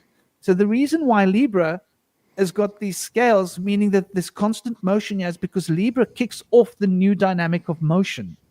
So this is the Merkaba, right? The gateway to the mysteries is the title of Venus, because art is ruled by Venus, and art is how you gauge and look at your inner self, and how your inner self communicates with you is through art. And that art, when you start to understand the language of the unconscious as it's reflecting art, music, paintings, stuff, that's when you start to progress to the mystic, where the mystic is now starting to understand what the art means, right? And the mystic being able to understand what the art means brings a context of understanding the physical and the spiritual. And then number 8 is able to take these spiritual forces that you've learned and turn them into activity that can produce success, money, fame. You can go places in the world with 8, because 8 is going to bring you the success that you're looking for, the luckiest number in Taoism for that reason. But we see Saturn as representing like the cube, and then 9 being Mars is the activity of all of this processes. So Mars is obviously the key, as it rules the head, as it's the fundamental starter of the next wheel.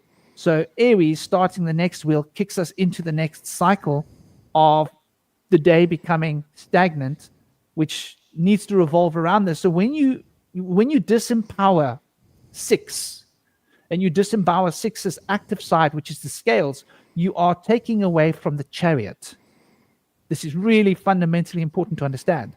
And that chariot, which is effectively the Merkaba, That's how you travel into the spiritual realm. So what Crowley has done is he's ensured that anyone who uses his system the way he set it out, that their macabric forces will not be correctly aligned, because he's put it's like buying a car and then putting a limiter in it.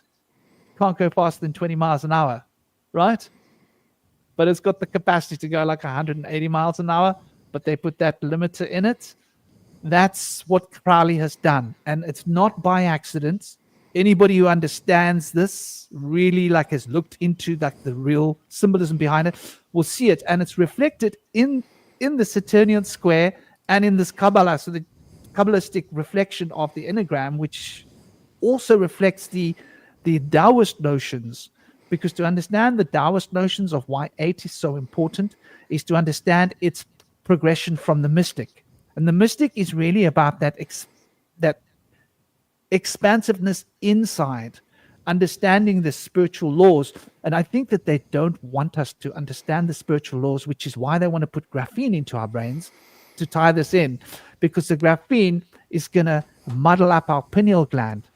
And when you muddle up your pineal gland, you mess up your solar activity, because then the solar activity of the retina and the pineal gland that generates all of the melatonin to keep you in your proper diurnal circles, and that works closely with the dopamine in order to regulate serotonin, you're going to become depressed, despondent, not want to get out of bed. You're going to want to sit down on your couch like a couch potato. You're going to want to watch TV all day long. You're not going to want to do anything. You're going to be lazy. If you don't have to work, you wouldn't work. You would want to, if the government offers you money, it's like, yeah, I'll sit at home, watch TV, give me money. And so we saw this all happening, didn't we? This whole COVID story. Absolutely. I mean, even to just quickly tie sort of the alchemical principles to, I guess you would call it transgenderism, or also transhumanism, as a nascent stage of that. If you look at the Splendor Solace plate 15, which is that very famous one that depicts the two fountains. One on the right is Mercury, and the other one is either of a sort of a gold substance, or it's like what we see, I believe, in plate 10, which is almost like a lake of waste or putrescence.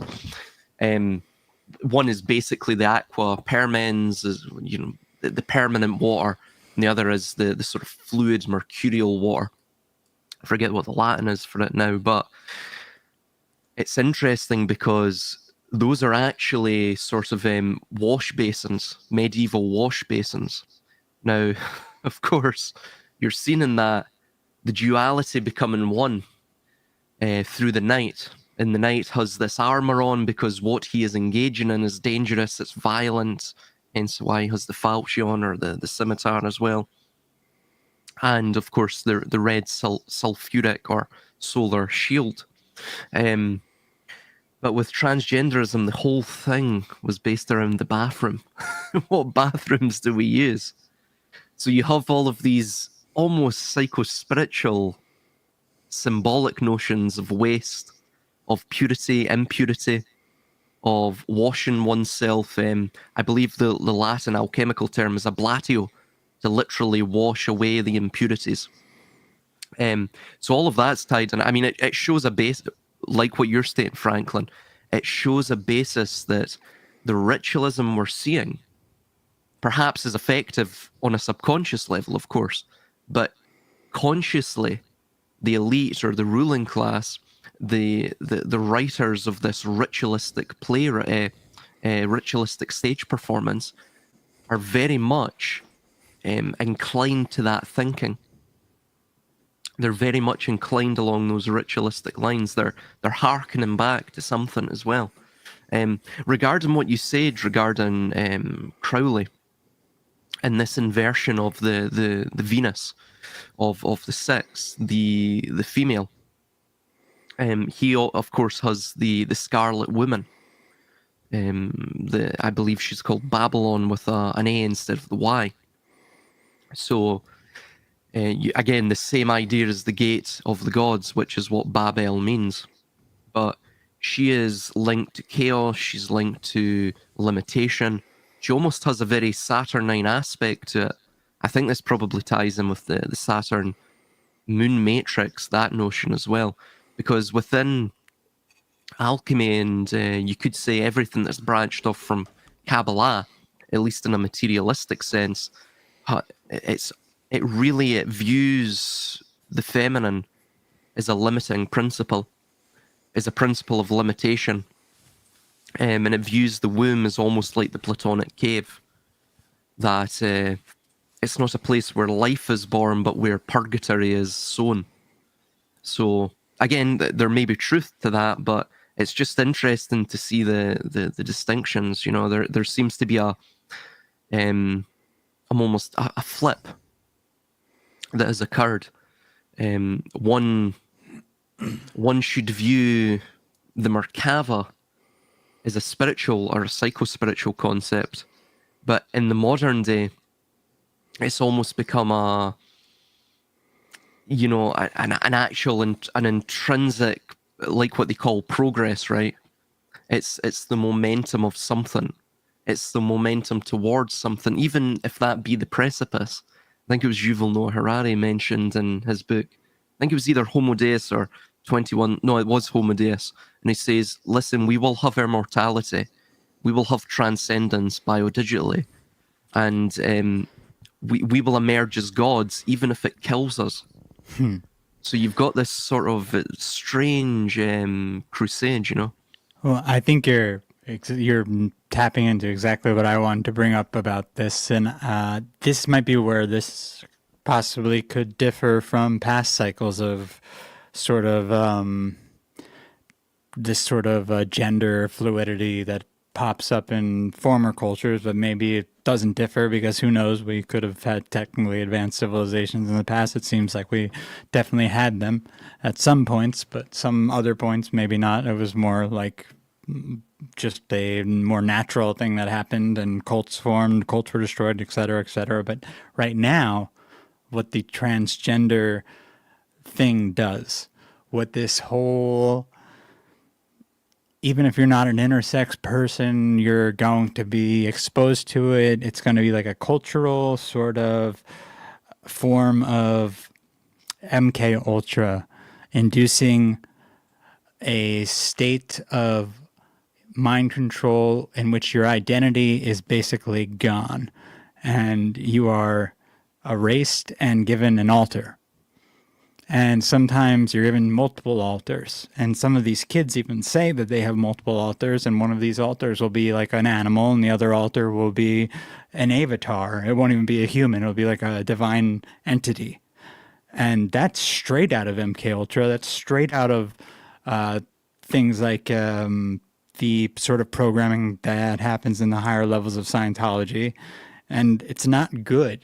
But you can see that the kids who are affected by this are now working on the transhumanist agenda. And why? Because those who had gotten the surgeries and who were MK Ultra'd into loving their slavery and loving their captors and loving the programming that they were getting, or just tricked into it that they were too young to know any different, now they're stuck with bodies that are literally falling apart way before they should be. And the only way out of that is if they can find a way to program immortality, basically. So they're worshiping the AI God now because that's their only hope of surviving. And I think that's kind of like what we have to realize we're up against at this point. Well, this is the great filter as well.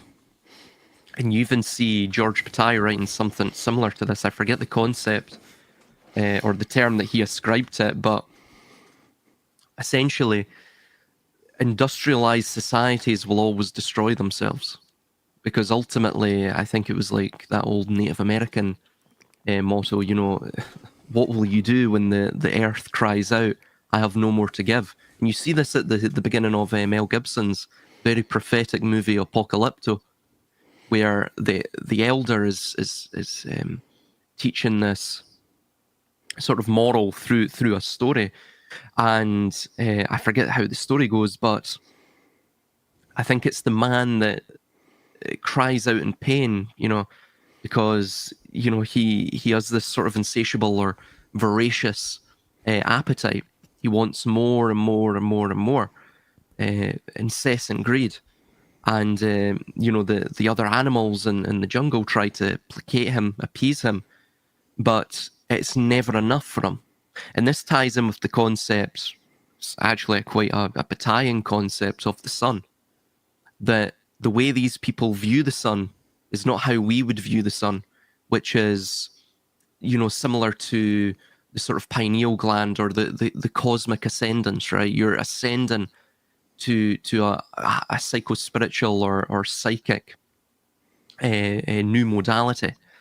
They view it that the sun is this sacrificial thing, right? Because they view everything from the bottom up, from the abyss up, rather from God down, or whatever term we want to call it.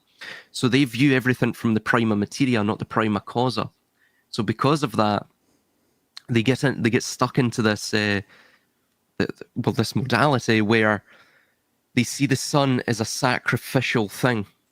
That you sacrifice the sun, you, like Nietzsche, you kill God.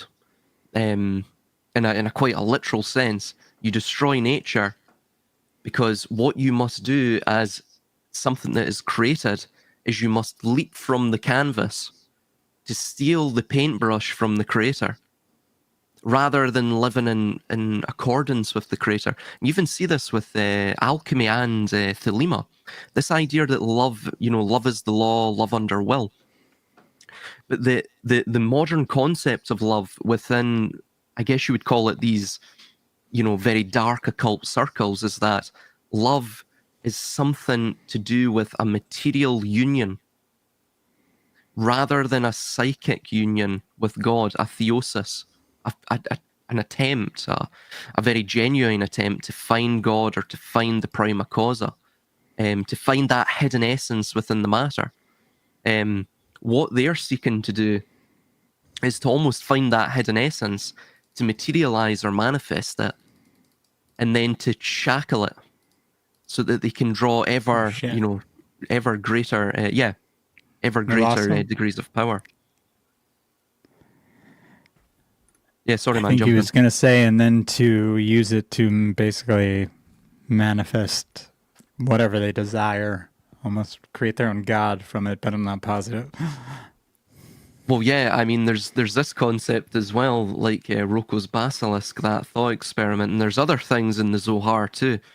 What happened? It seems to point to... Can you hear to... me, Franklin? Yeah, we can hear you, yeah. You can't hear Silas, all right? I can hear everybody. Oh, fuck. Maybe it's me. Silas, can you speak again? Am I interrupting Silas? Is he talking right now? Yep. Shit. All right, let me pop out and I'll pop back in. My bad. That's strange. I could hear you perfectly.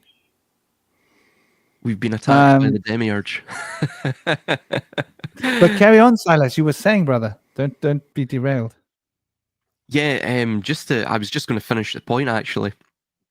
It's it's basically this complete and utter reversal, I guess, of the spiritual journey, and you could say it's entwined as well in the notion of knowledge as power. Again, knowledge is that thing which is constantly seeking to be manifested, but can never truly be manifested, because true knowledge only exists with the divine. But the idea that they are constantly seeking to reiterate through technology, through artificial means, is that knowledge can be manifested, that it can be drawn upon as a source of power. Now, of course, this is the folly of the entire thing, the fool's journey, is that, like what we were stating, they can manipulate that knowledge, but they can't truly know of the knowledge. They can't truly know every facet of it, like what Steiner stated. They don't know it in its holistic sense. So inevitably what they always do is it backfires upon them because they misuse it. And you'll find that with humanity. And this is why industrial societies destroy themselves, typically, is because, and this great filter is because while we technologically advance, our spiritual advancement doesn't occur concomitantly. So we're in this constant lag state spiritually, where we, and you can actually see this in industrialized societies, where we have this very massified view of everything. Human beings are seen as a mass rather than individuals with intrinsic worth and fractal expressions of the divine. Which, of course, if you had that, it would permit the technologies, rather than being weaponized against people, they could be used for the betterment of people. But again, because of that lag between that inverse between spiritual development and technological development, you never really find that in these industrialized societies. I find it very interesting when you're talking about the reversal. I just want to point out, Chris, I'll just be a second. I just wanted to say I'm sorry for interrupting before I lost sound and I thought Silas knocked out, but it was me who knocked out. My bad, buddy. Sorry about that, dude. No, it's all good, brother. It happens, man. But I won't be long. So here we see this idea of this 456,654 line, right, representing the slicing between the the 1, 2, 3 and the 4 1, 2, no, sorry, not the 4, what am I saying, and the 7, 8, 9. So the 7, 8, 9 line, which I represent as the inner journeying inwards more, and the other one representing the more journeying outwards, the 1, 2, 3, right? Expansiveness, which in the expansion finds its like maximum in Jupiter, right? And which is an interesting concept because that's reaching to 4. So 4 is stagnant, and 6 is where we journey inwards. This is where the harmony begins. This is where we start that Merkaba spiritual awakening of the light body. 5 is that central. It's almost like they want to keep us stuck in a 4, 5, 6 line, when actually the 6, 5, 4 line, 4 represents everything that you can know, that you have known, like the geometry of sacred geometry of the building, how to build a building. This is 4. Like if you want to know how to build a structure, think of the Masons, think of ancient Egypt, think of the pyramids. 4 is how all of the information is encoded, right? And 5 is what you need to decode the information to make it active, and 6 is how you put that into practice. So if you've got everything stuck on 4 and it's moving towards 6, then 6 is like a lost part in the thunderstorm. 6 is supposed to be moving towards 4 in the same time that 4 is moving towards 6, because then the Merkabic consciousness is focused towards knowledge. 4 represents the Muladhara chakra in Vedic cosmology, just to take it that side. It represents Parabrahm with the 4 faces facing in the 4 directions. Represents the anus, represents the analysis, right? The anal Isis. Why does 4 represent the anal Isis? Well, when we look here, we see the anal Isis. So 4 has got a direct route looking at Isis, number 2. So 4 has got the special relationship with 2 because 2 compounds into 4. Whether you multiply it by 2 or whether you add it to itself, it comes back to 4. So 4 and 2 have got this very, very important relationship of polarizing.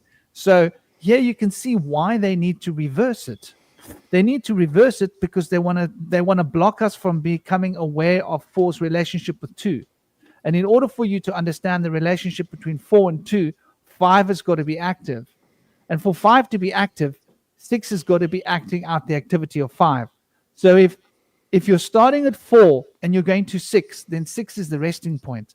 6 is supposed to be the point where the big action begins, and 4 is supposed to be the point where the action ends. So the correct line of 4 should be 6, 5, 4, not 4, 5, 6. So when they reverse the 6, 5, 4, which is that movement of the Merkaba towards knowledge and understanding the structure of the universe, and analysis, which takes us back to the number 2, which is Isis. And once we go back to the number 2, which is Isis, what does Isis have? Isis has a very important point here. It acts as a point of an anchor and a transition between these two particular forces, which I think sort of represents a very fundamental activity in the world. The way that the sun and Jupiter support Isis, support knowledge. Jupiter is always the philosophers, Sagittarius and such, right? Aquarius, Pisces, the emotional journey of understanding the archetypes. So you're always looking at Jupiter to do with philosophy, expansiveness of mind, and the sun as if that rational ability, the rational power of the light, enlightenment, is to do with the sun's energy. So when you look at 2, Isis holds a very important role as like the harbinger of the moon. And so you're cutting yourself off from the forces of 2 if you aren't aware of this. And when you cut yourself off from the forces of 2, you become stuck on the pivot of 8. And when you're stuck on the pivot of 8, then you've got a little bit of a serious problem, because then what you find will happen that instead of your 7, 8, and 9 becoming a paradigm where the idealism of 9 moves through the dynamism of 8 to become the enlightenment, or that inner revelation of 7, the mystic. So instead of you going on a journey which takes the Mars's dynamic energy and puts it into Saturn in such a way that Saturn uses the hard work or to become a disciple, and the disciple then takes you to the point of 7 where you're able to look within yourself and reveal all of the deeper inner mysteries that 6 holds. Hence 6 and 7 are next to each other, right? Because on the Enneagram 6 and 7 have to be. So this is why this relationship between Neptune and Venus is so poignant when it comes to this inner reality. So I think that this is what they're doing. They're reversing this flow of energy. They're forcing us to go 4, 5, 6 instead of 6, 5, 4. And I want to point out one other thing. We used to write from right to left, right? Now we write from left to right. Isn't that interesting? So starting at the top, the left is going in a right direction. They've even reversed the way we write. Well, what do you think about that? Like, to the point where they've reversed just about everything that we have. Oh, well, exactly like what you see with, of course, all sigils really do this. This is why, of course, sigils look very much like, almost like circuits, right? It's a way to modulate, I guess you would say, to quantize the informational flow, which obviously affects our perception, and our perception affects the world around us. So these geometric expressions and representations are very much utilizing what Steiner warned about, which are mathematical, mechanical concepts that manipulate our view of the world, or perhaps, of course, manipulate our view of the world by limiting our view of the world. Of course, Saturn is very much linked to limitation too, it being associated with Bina, which is the feminine of the top 3 of the Sephira on the Sephirot.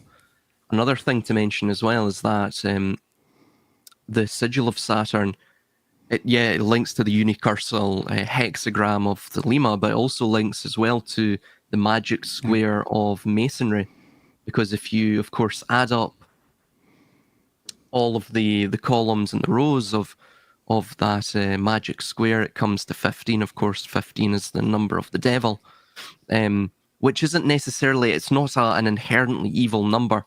It's just another part of the psychic process, I guess you could call it the magnum opus to the fool's journey. But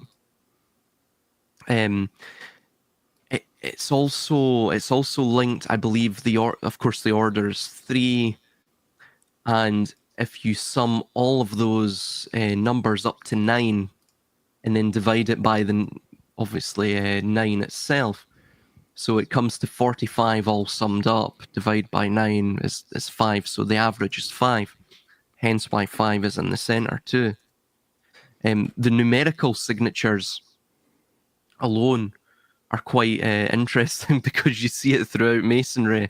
I believe it's also found in Rosicrucianism as well, if I recall correctly, that same magic square, along with a very slight, it almost looks like a unicursal hexagram, and I forget the sigil's name now, but it looks like the unicursal Thelemite logo and also the sigil of Saturn, which I'm sharing right now. Actually, if you put the screen up,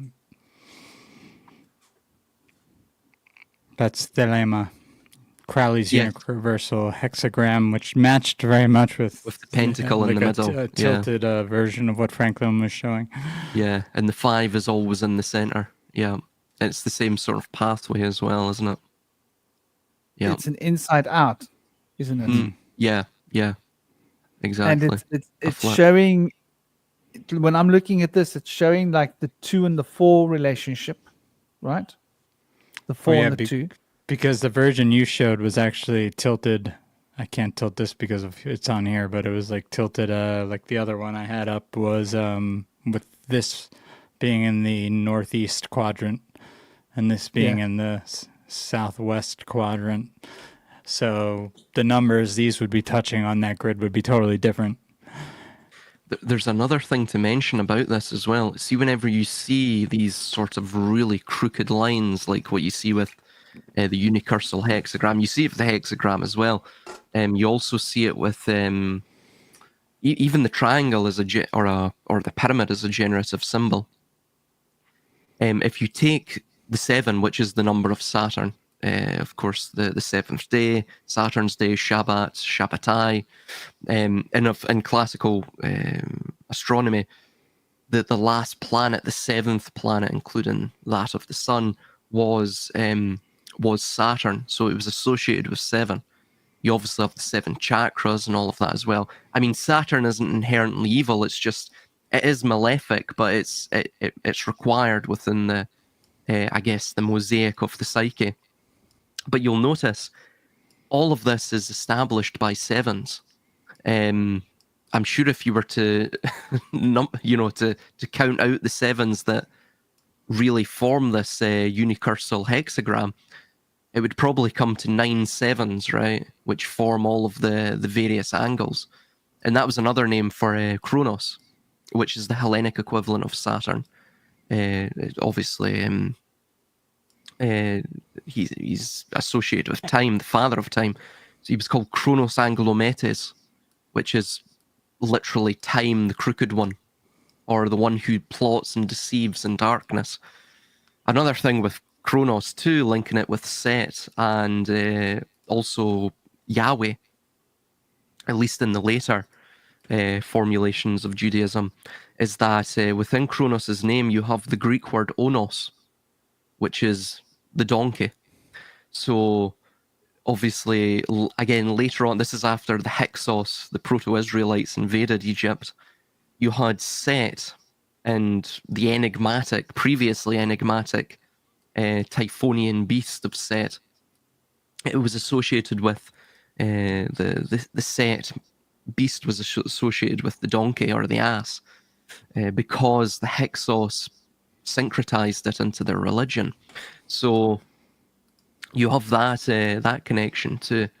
I believe it's also called the Alexandromenos graffiti, which is the earliest depiction of Jesus Christ, which is of course a derogatory and it's a derogatory or derisory what would you call it, sort of projection of Christ, a conveyance of Christ, and he has the head of a donkey.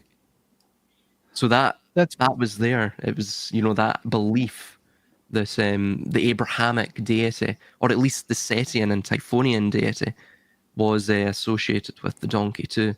Of course, linking it then with Kronos, linking it with Saturn, linking it with all of these unicursal hexagrams and the sigil of Saturn too. Sorry, man. It's very interesting what you've, like, when you look at this picture, I'm seeing Isis. Can we bring that back, Chris? Oh yeah, my bad. I'm seeing the picture of the lineage of Uranus, right, and Gaia, showing the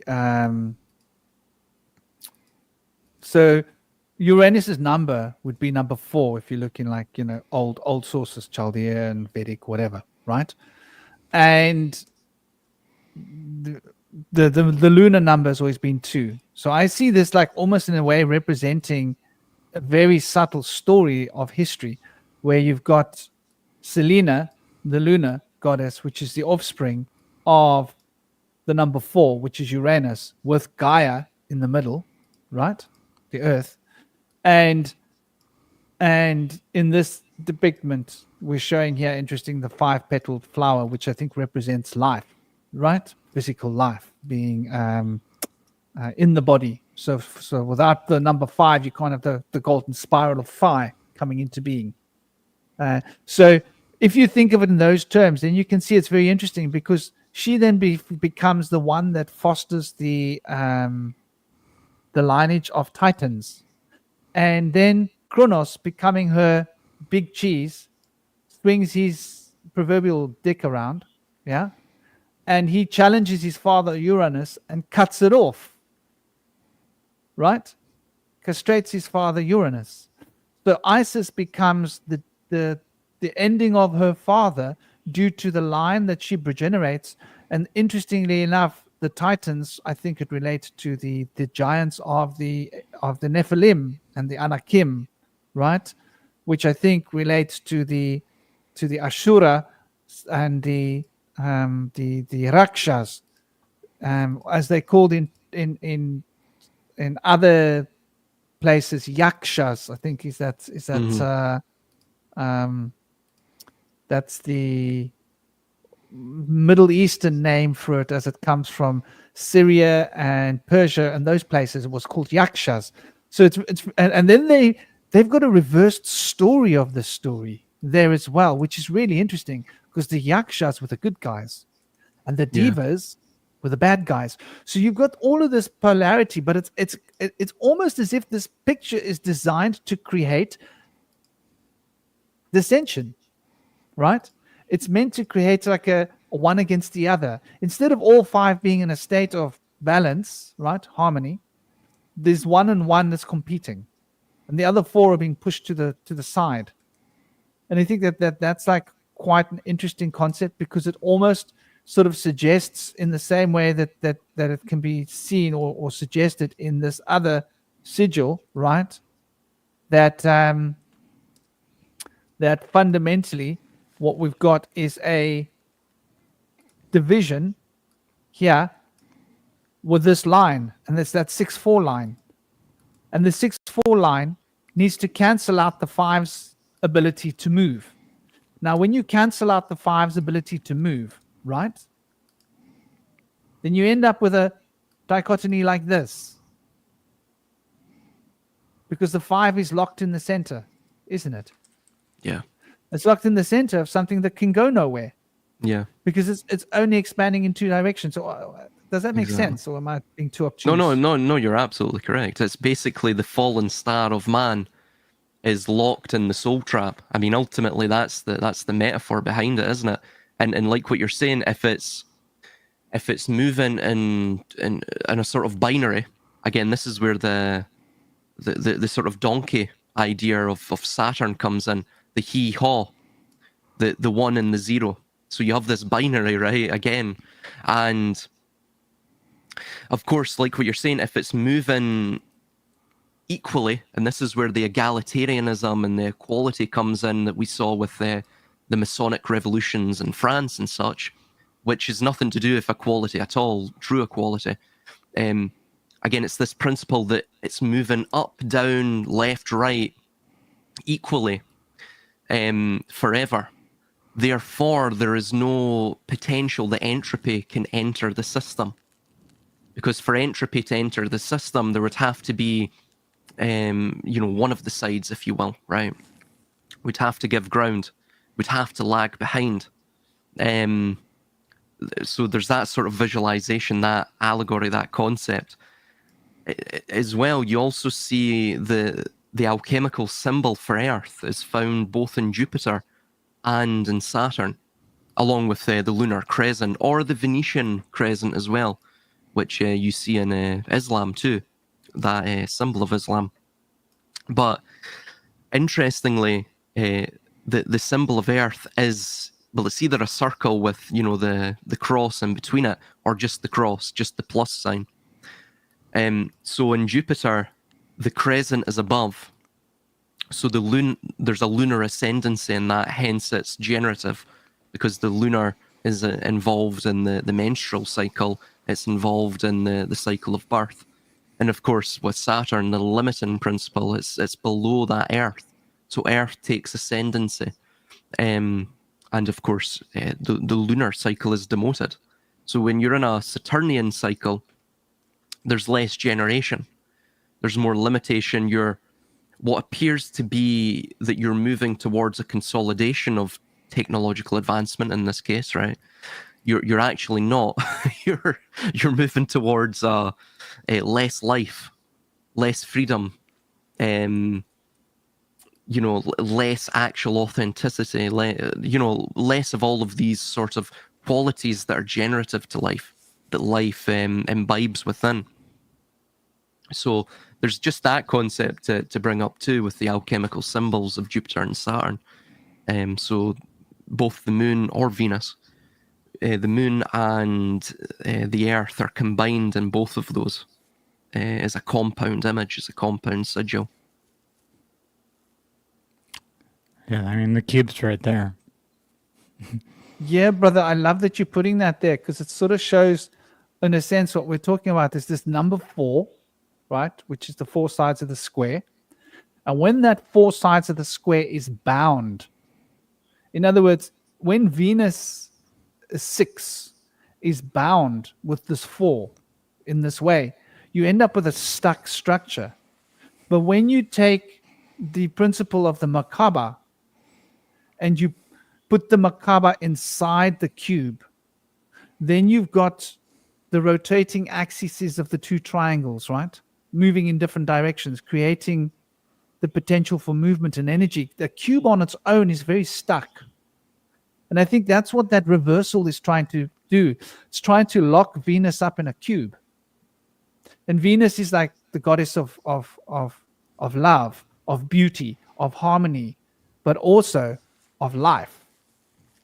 Because love, harmony, and beauty is what reflects the 5 from the 5 to the 6. So Mercury's phi, mathematic and ability to construct a map, if you will. In other words, 4 has got the map, but Mercury needs to communicate that map. And Mercury needs to communicate the map of 4 to 6, so that 6 can put it into dynamic motion with the Merkaba, so that the 7 can awaken us to the balancing of the 8 of the physical and the spiritual, so that we can get to that idealistic place of number 9 and start putting it into a context where we can take it to the next octave, starting the enneagram again through, you know, and keep the turning energy of the enneagram. It's almost like they want the enneagram to be stagnant, like they want everything to be stuck in this cube. And the cube only really holds a reflection for the etheric. And like I've often said, like in all of my, you know, if you go and look at my 216 lectures, the cube keeps coming back. Every time I'm talking about the etheric, I'm talking about the cube and how the Sephirot are containers. But what is filling those containers is what we call the flow, the chakra. The chakra is the astral. But without the astral qualities to be in a state of movement to fill that cube, you've just got a stagnant shell, like a cadaver. Hence, you know, cadaver. What an interesting word, huh? Kada. I feel like we're missing a piece here. This 5 in the center kind of messes things up. No, that shows Venus is locked up. That's right. Yeah, that's a hexagram. Shouldn't it be like a 6 there? So then that is a 6. I mean, so it basically shows that Venus, if you pull that thing up, it makes it a hexagram, right? If I pull this down, you're saying? Yeah, that's now a snowflake. Yeah. When you pull that down, it becomes a snowflake. Yeah. Now it's a hexagram. Now that hexagram shows you that in the center, behind the hexagram is an inactive Mercury, number 5. So you can't have the inner alchemy happening because 5 can't activate 6. And without 5 activating 6, 4's knowledge gets lost. It's possible to reprogram. So instead of allowing the knowledge of 4 to be activated and communicated by 5 to 6 so that 6 can start the process of the inner gateway to the mystery so that you can get to 7. Once you get to 7, you're pretty much going to be able to apply that with 8 so that 9 can become a ideal perfection of this completeness. And then the foundation is set for your spiritual development. Then you're going into the next octave and the next and the next and the next and the next. So they're locking you up. They're locking up 5 and they're locking up 6, which reverses the flow so that 4 to 6 is stagnant. And there's no ability for 6 to communicate back to 4 through 5. Sorry, yeah. This is what you see, I think, as well with the mandala and the yantra. I think the yantra is the machine, is it not? And it's this it's basically the squaring of the mandala, if I'm not mistaken. The mandala is the circle that surrounds it. So, and you have that same earthly symbol of the cross, which is that plus or the crucifix or the 4. There was something I posted as well there because it just sort of I just recalled it there. But if you look at what are called stellated octahedrons, which is basically the 3-dimensional version of the hexagram, if you were to sort of view that in a purely 2-dimensional projection like what you have here with the cube, it actually produces 12 vertices. So there's the 12 that comes into this as well, right, with the zodiac too. So it's all encompassed with that. I just realized the time as well, Chris. I'm gonna have to. I just saw it. I'm gonna have to head out and get some shopping. We got to start doing that. I think there's a way to do 2 hours countdown from whenever we start. Whenever we're all here, we should just do 2 hours and then just let it count down to 0, and then they cut us off because we'll just keep talking forever. Oh shoot! Why does this keep happening with my? Right, gentlemen. Can you guys hear me? Oh wait. Oh, I think Franklin's muted. I was muted. Sorry. Yes. I was saying we can just carry on talking from the same point next week if you guys want. Perfect. Yeah. Just continue the conversation, or we can grab a new topic, whichever. We can figure it out during the week. But thank you, guys. You're right. Awesome. I've just realized 2 hours and a half. Gosh. Yeah. I got to go and check on my Silas, boy. will you I'm be able to seeing join through the us window next week? playing with the birds. He's supposed to be doing his class. Oh, you gotta. Well, he's done his class. He's supposed to be doing his homework. Little bugger. Silas, will you be able to come join us next week? I won't actually. I'm away on holiday. Okay. So me and Franklin will hold down the fort. Yeah, I'll be able to join the next week after that. Awesome. Right, guys, take it easy. Thanks for joining us, brother. Where are you going for holiday, brother? Oh, just up north to the Highlands. So I'm doing a bit of. You said like it's no big deal. Enjoy it, man. Yeah. Enjoy it. We're getting some good weather as well now, so hopefully it holds up and we get clear blue skies. Some of the best ale I'd had anywhere in the UK there, by the way. Oh, yeah. There's a lot of craft breweries up here, yeah. So some of the best ale I've ever drank in my life up in the Highlands. Anybody who likes ales, go to the Scottish Highlands. It's well worth the journey. And the forests are amazing. And Silas, my Scottish brother, I hope you enjoyed your birthday, man. Yeah, I did. Yeah, I'm getting closer to the 30 mark, but yeah, I did enjoy it. That's you got plenty of time, man. You're young. Yeah, man. Yeah. Yeah, it was good. I went out for a very nice meal and just chilled and had a wee walk through the woods here, so it was nice. Awesome. With your girlfriend? No, just on my own, actually. She's not one for walking through the woods. She hates the woods. She finds it scary. So I have to go alone. Hopefully I don't get lost. Man. Like I bring a ball of string with me, you know, just no, I'm joking about that, but no, my parents are not too bad. So anyway, gentlemen, have a superb day, and it was a fascinating discussion as always. Absolutely. You too, brother. Absolutely loved it. Blessings to you.